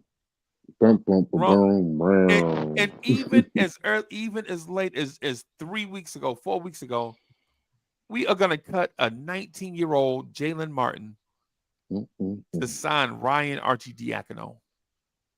This is what I'm saying. I'm sorry, Freeze. This is what I'm saying. What is what is Tibbs thinking about? Like, what is his ultimate plan? Like, what are you doing, bruh? Just to try I real mean, hard. He's not really like he Tibbs is a victim where he only wants to win on his own terms. he gotta go, man. I'm sorry, Drake, and I'm sorry for all you Tibbs lovers out there. He gotta go, bruh. We need some fresh mind thinking, offensive and defensive I think you got to thinking, point the blame at the front office, bro. Tibbs and can't that get the and blame. them too. Tibbs I can't get think the he's blame part for of the front everything. office though. I think he's part of it. I think he's part of the front He has office input. too. I I think agree. he has input as well as multiple other people. I think 3 or 4 other people has input on roster construction. Right. This Because is terrible. you can look at our recent drafts and see that the fingerprints are all on Tibbs in terms of guys we draft. Because first off, even Josh Hart being here, Tibbs been wanting Josh Hart since he was at Minnesota. Right. So it just coincides that Brunson is his man. So We it's basically a doubly 6'8". I mean, a 6'4" team. I'm sorry, Jake. We basically a 6'4" team. We small. We look small. I mean, we probably we are didn't look small. that small We are against small. Cleveland, but when we start playing them bigs like Denver and Phoenix, You gonna when we see how start small we look when we go against Milwaukee tonight. Milwaukee. Milwaukee, yeah, man. And this is what's that? What is it called? The season in the in season tournament. Yep. Like, come on, bro. We ain't getting nothing, man. We ain't getting nothing, man. And Especially I'm if gonna tell you RJ don't play, you gonna see how tiny we look. facts. And I'm gonna tell you right now, I don't want to be calling for the man fire, and I want nobody to lose their job. Lord knows, because we're in a hard time right now. But and like you said, he probably gonna go up to the front office. But if we lose against Milwaukee and so on and so forth, and I'm on the panic button, but I'm not hitting it yet. If we don't have some cohesiveness with getting with each other, I'm a call for Tibbs to get replaced, man. I ain't lying. I'm serious. Somebody's I'm gonna fall serious. on the sword when Oh, the sword gonna fall. Yeah, when James Dolan eventually gets impatient, because you know it's we the coming. number He's one gonna be market. impatient at some point. We New York City. We the number one market, and we got a team that ain't even up to par. I mean, we was up to par last season, but I mean, I understand there's only We 5 didn't try to games. improve. We are the legit Baku. Meanwhile, teams that are already in championship contention are Facts. still in an arms race with each other. Yep. Even if they And didn't if make a move, they would be in championship and contention if y'all based think off the moves. Philadelphia ain't trading for a Zach Zach LaVine Levine, type yep. player, y'all are bugging, bro. If you don't think Atlanta is gonna try to do something to make space for those the young guys they got, if you don't think that they are contemplating trading like a DeJounte Murray to bring in a guy that fits better with Trae Young, everybody bugging, bro. These teams, the ideal situation might even be DeJounte Murray for Zach LaVine. You could look at the Clippers and the Lakers and like teams in the West just making moves just to arms race, and we just our big move is Dante DiVincenzo. Right. So, Bully, in a nutshell, that's where we are, bro. That's where we are. We are in a Groundhog Day scenario of mediocrity, where every day we wake up, every time I hit the button and be like, "Yo, it's the number one Chief Rock Knicks Universe," blah blah blah blah.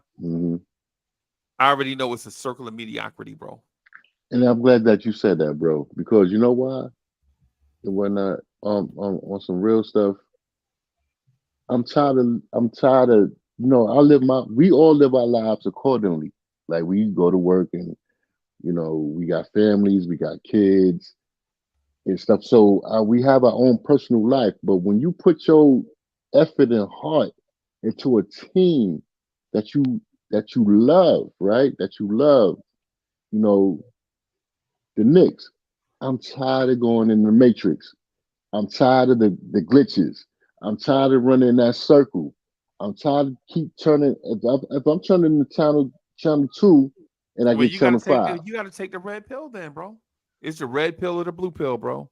Oh, no, What you no, gonna no, do? You no. gonna fight it, or you just gonna I'm ignorance with is the bliss? Knicks all the way down. I'm with the Knicks. Hold on, bro. I'm with the Knicks all the way down. I'm a diehard Knicks fan all the So you way. taking the blue pill? Okay, all right. I'm taking the blue pill all day. But what I'm trying to say is, yo, they gotta come up with something, man. They gotta do something. Tighten up. They gotta tighten up and get right players. And the front office has to do better when you making corporate decisions about certain players. This is crazy. It's almost insane, to be truthful. To be truthful, it's Hey, almost Bully, insane. that's where you wrong at, bro. They don't have to do absolutely nothing. Nothing. Yeah, you're right. They get All they have to can do just is just stay be on. competitive. Yep. All they have to do is stay safe. That's all they doing. They staying safe, bro. They ain't got to do that. You a fan, you upset, you blah blah blah. You'll go on YouTube and I'm you'll say, frustrated. and you'll say the New York Knicks name 100 times, right? And you know what that does for the Knicks? Gets them more exposure. Every time I click on a thing and get Knicks fans together, you know who we talking about, bro? We talking about the Knicks. The Knicks get free advertising all the time, bro. You know what I'm saying? No matter how many times a week we come on here, we say Knicks, Knicks, Knicks, Knicks. Yo, you know what they getting? Free advertising. They ain't got to do nothing. They safe. That's a fact. The brand is in very good shape, bro.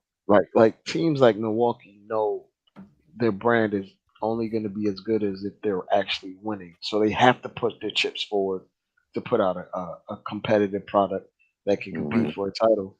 Otherwise, their entire value investment will literally get chopped in half. Right. Right. Whereas us, they don't have to. They don't have to do nothing, bro. As long as you put out a product that can make the playoffs, that's it. Bare minimum. Bully, like when you go to and I hadn't been to a game in the suites in the Garden in like 15 years, right? But bro, whether we winning or losing, bro, them lobster rolls on that soft brioche bun and that champagne is always gonna be good, bro. Yeah. You know what I'm saying? It's always gonna be good. But you know what? You know what happens to New Orleans if they're not competitive? They might have to relocate, bro. Right. To Baton Rouge. Like Freezie, if you look at like the New Orleans Saints, right? New Orleans Saints have been capped over for the last like 10 years, but they have to do that because if they start losing, no one's gonna care about the team. Hold on, you gotta be easy because that Soul Finger team right there. Easy. That's not even a jab at Soul Finger. I know. I'm just saying that's his it team. Is what it is. Like if these teams are not competitive or putting out a product that can do anything, fans are gone. Whereas over here, we could put out absolute garbage and it's gonna sell out. Right. That's almost like the ATL. When you speak up the ATL, like they fans don't come out unless it's like Miami, Heat and the Marlins. They don't come out unless they winning. Other than that, they build that big old dome down there for the Miami. I mean for the Miami Marlins or whatever they want to call themselves. We saw what the Buck stands look like when Giannis did. Yes. Nobody was empty. in there. They had to bring the people from the top all the way down to the front, and then they darkened out the arena. Right, and you know what else the Bucks did though, which was very smart. They made everybody super accessible in the organization. The Bucks have a rich, smart owner, right? You remember they used to play in the Bradley Center. Remember the Bradley Center? The Bradley Center. Remember that dump? Remember that Marquette. dump? Yeah, man, and now they play in one of the most modern arenas in the NBA. Wi-Fi is immaculate. People are accessible. You know what I'm saying? People out front before the games and all that stuff. You know what I'm saying? Right next to Brewers Stadium. Right next to where the Brewers play. Yep. You know what I'm saying? And so, but with the Knicks you don't even see you got to see the owner on TV talking to his wealthy friends. Like, oh, Mr. Dolan has been nice to me. When I was in trouble, he called me on the telephone. Motherfucker, we know what a telephone is. You saw the interview where he did with what's the dude that got in legal trouble and went to jail. He was like, and Mr. Dolan called me on this thing called a telephone. We know what a telephone is, doofus. No, Carton, whatever his name is. Oh, the dude, the talk radio show dude. Carton in the morning. When him and Tiki was doing a show or something, he got in trouble. And then he was like, James Dolan called me personally on my cell phone. Well, who else was he gonna call on your cell phone, doofus? Yeah, fool. Yeah, you fool you. Yeah, I remember that. Yeah, you right, Free. You know what I'm saying? You out here with all this mess. Bro, we don't. James Dolan don't. You know who? Dre, no lie. Do you know who reaches out to me with a mass email about once a month? Adam Silver. Adam Silver sends a mass email out to people that's like buying tickets and suites and all this. If you get, did y'all get if y'all got the NBA package, y'all probably got one of them too. Yes, I did. Yeah, when you get the NBA package, and then like for instance, all week long the Orlando Magic have been reaching out to me like, hey, such and such suite is available for. I'm just saying again, Mavs at Hawks. I'm not going. I'm a Knicks fan. I ain't going to that. But they constantly send me stuff. Right. Every guess once how much in a the while. suite is? I'm sorry. Go ahead, please. I'm sorry. Talking about in the Garden. In the Garden. Guess how much the suite is in the Garden, though. I don't know. I ain't I gotta laugh at it. I gotta laugh at it, man. I'm gonna just say this word. What the WTF? Right.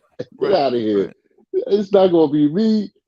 That's one of my car favorites, man. You crazy, man. The last time I spoke to the Knicks front the Knicks sales crew, they told me I can get a suite for 15 people for $8,800. And I was like, okay, $8,800. That ain't bad.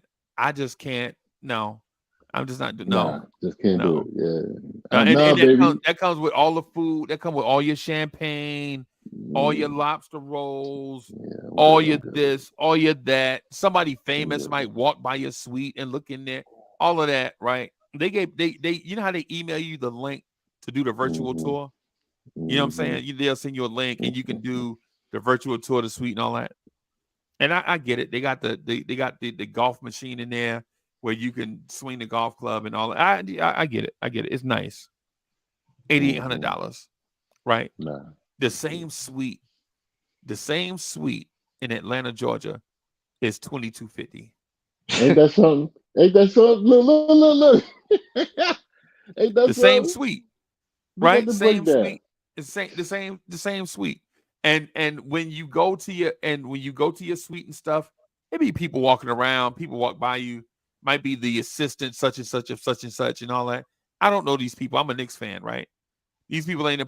You might. I think when we were there, somebody said, "Yo, Grant Hill was here. Grant Hill is in the building." Okay, I didn't see him, right? But you know what I'm saying. But you don't get that. No, well, in the Garden, you'll get that with Allen Houston. Allen Houston to be out and about, right? So I'll take that part back. I'll take that part back, right? So Allen Houston, I'll be out and about. I've seen Scott Perry out and about, but for the most part, no Leon Rose, Larry no Johnson, LJ, right? I mean, I just hadn't seen, and so I know I'm ranting and babbling, but man, come on. We got to get out of this cycle of mediocrity, bro. But it comes from the fans. At some point, you got to not accept mediocrity, right? But at that point, we're too far gone. But it's like a force. You can't. It's like an avalanche. You can't stop it. Even when the Knicks are terrible, people gonna show up. Yep. So how do we break it though? That's the thing I'm getting at. Like when do we get to a point where you hire somebody that doesn't care, that has a reputation about winning? Now I'm talking about from the fan standpoint. What do the fans do? Oh, that's tough. That's tough to answer. Yeah, that's a tough word. That's a tough answer right there because if you could say what? Stop supporting the team. You're not going to do that. MSG is a tourist destination. You know how many people that go to MSG that don't give a damn about the Knicks or who they're playing? Right. They don't care about who the Knicks playing. They don't care if the Knicks is winning or losing. They want to just be there to say they was in the Garden. It's in the heart. The Garden is a new boardroom. That's where all the business deals get done now. Bro, it's in the heart in the biggest city in the world. Right, number one media market. Right behind Tracy Morgan. Right. Yep, you're right. It's a gigantic cash register. That's what it is. Yep. You got Penn Station. You got the biggest post office in the world across the street, which has been turned into a train station. Yep. And when the Monahan Station and stuff like that, you got damn near 5 airports within that region You got a port authority. You got three port authorities. Actually, if you think about it, you got 8. What I mean, at the end of the day, I mean, I'm just 5 talking the airports. distance. What 5 airports? We talking about LaGuardia. Are they? We Of talking course. about Cheetahboro, talking about the city. Newark. Yeah. Yeah, the city within itself. Like you talking about Cheetahboro. You Okay. talking about LaGuardia. You talking about Yeah. JFK. You talking JFK. about Newark. Newark. Yeah. And you talk about MacArthur out in Long Island and stuff Okay. like that. So Okay. and then you got Stewart Airport right upstate New York. So Okay. you take a helicopter and be in the city within 30 minutes. So you talking about this is the #1 media market right here, and we got a losing stinking team. Well, no, I don't want to say that. Pause. I don't want A the fans and mediocre nobody get team. mad at me. A We mediocre. have a team right now that's not constructed correctly. We have a front office and a coach that's not putting these pieces together. It's almost like Connect Four and stuff like that. Bro, All the pieces we not feet. don't have any crown gems, bro. Our best player, our best young player is 27. Jalen Brunson is not a spring chicken, bro. There aren't but so many levels he can keep leveling up into. Right. For all we know, he's already hit his apex last year. Right. I think we need a clean house. If you ask me, I'm sorry to say that. I'm talking about from the players to the coach to everybody. Besides Quickly and besides Brunson, and I want to say Randall, but either way, he can come and go. But I think we need to build around Quickly and Brunson and then build up. And Mitch, keep Mitch. Yes, keep Mitch. Right. Okay. But get rid of God doggone Tibbs. I'm tired of it. I'm serious. I'm just, dude. I got a whole rack. I got a Red Devil vacuum, man, and that thing. Pause when I'm about to say this. It sucked up so much dirt off this doggone carpet. I'm very happy with it. It cleans, it sprays the carpet, it make my house look good. When my shorties come through, they looking like, oh baby, yeah, get on. But I'm tell you right now, that's how I feel about the whole front office, coaching and players. On down to the nitty bitty, to the itty bitty, to the fans. If you ain't with it, you gotta go. Clean house, man. That's where I'm at. Sorry. Right. I'll say it Right. on Sunday too. Mhm. Right. Yeah, All right. 27 and 27 is not old, right? 27 is not old, but man, I when wish you I could start be 27.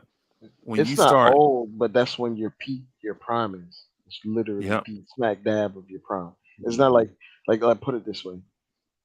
Anthony Edwards right now is better than Jalen Brunson, and he is nowhere near his prime.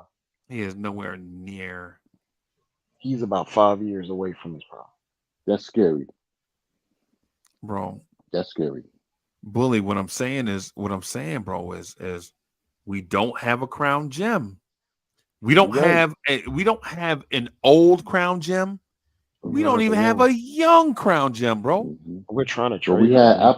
we had opportunities to get a crown gem and front office was We had all the scared. opportunities to. I wouldn't want to say tank, but responsibly develop young guys.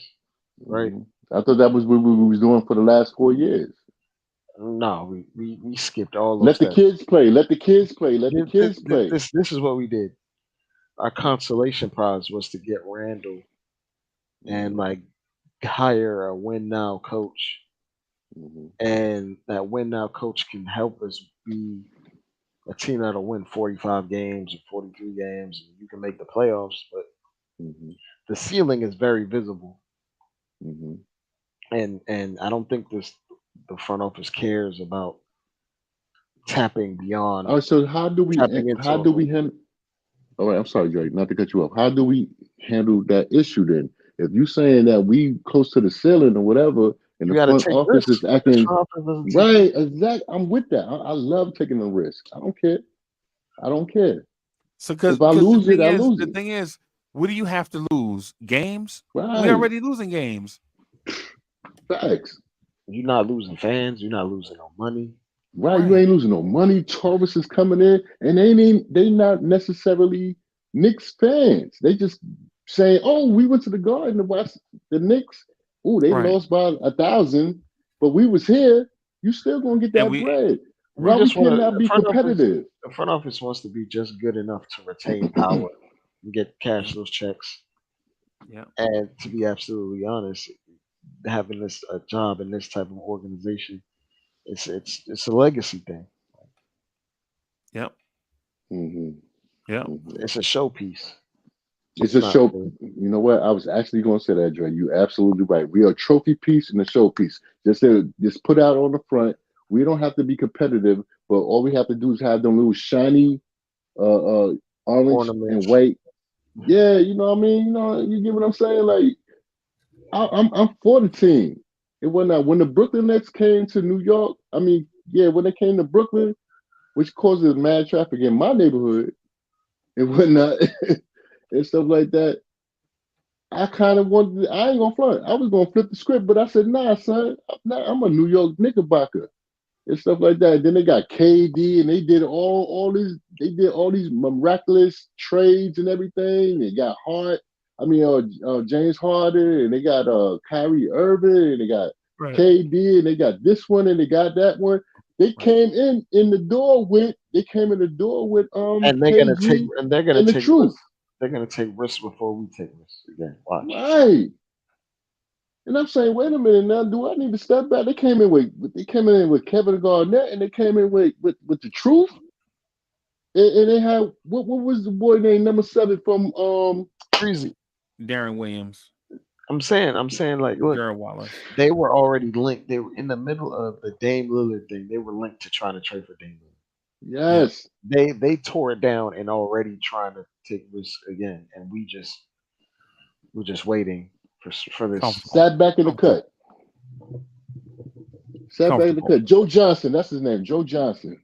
Joe Johnson. They came in with They came in with Joe Johnson and whatnot. And then we had a couple of cats. We had the dude that his eyes was too close to his nose. What's his name?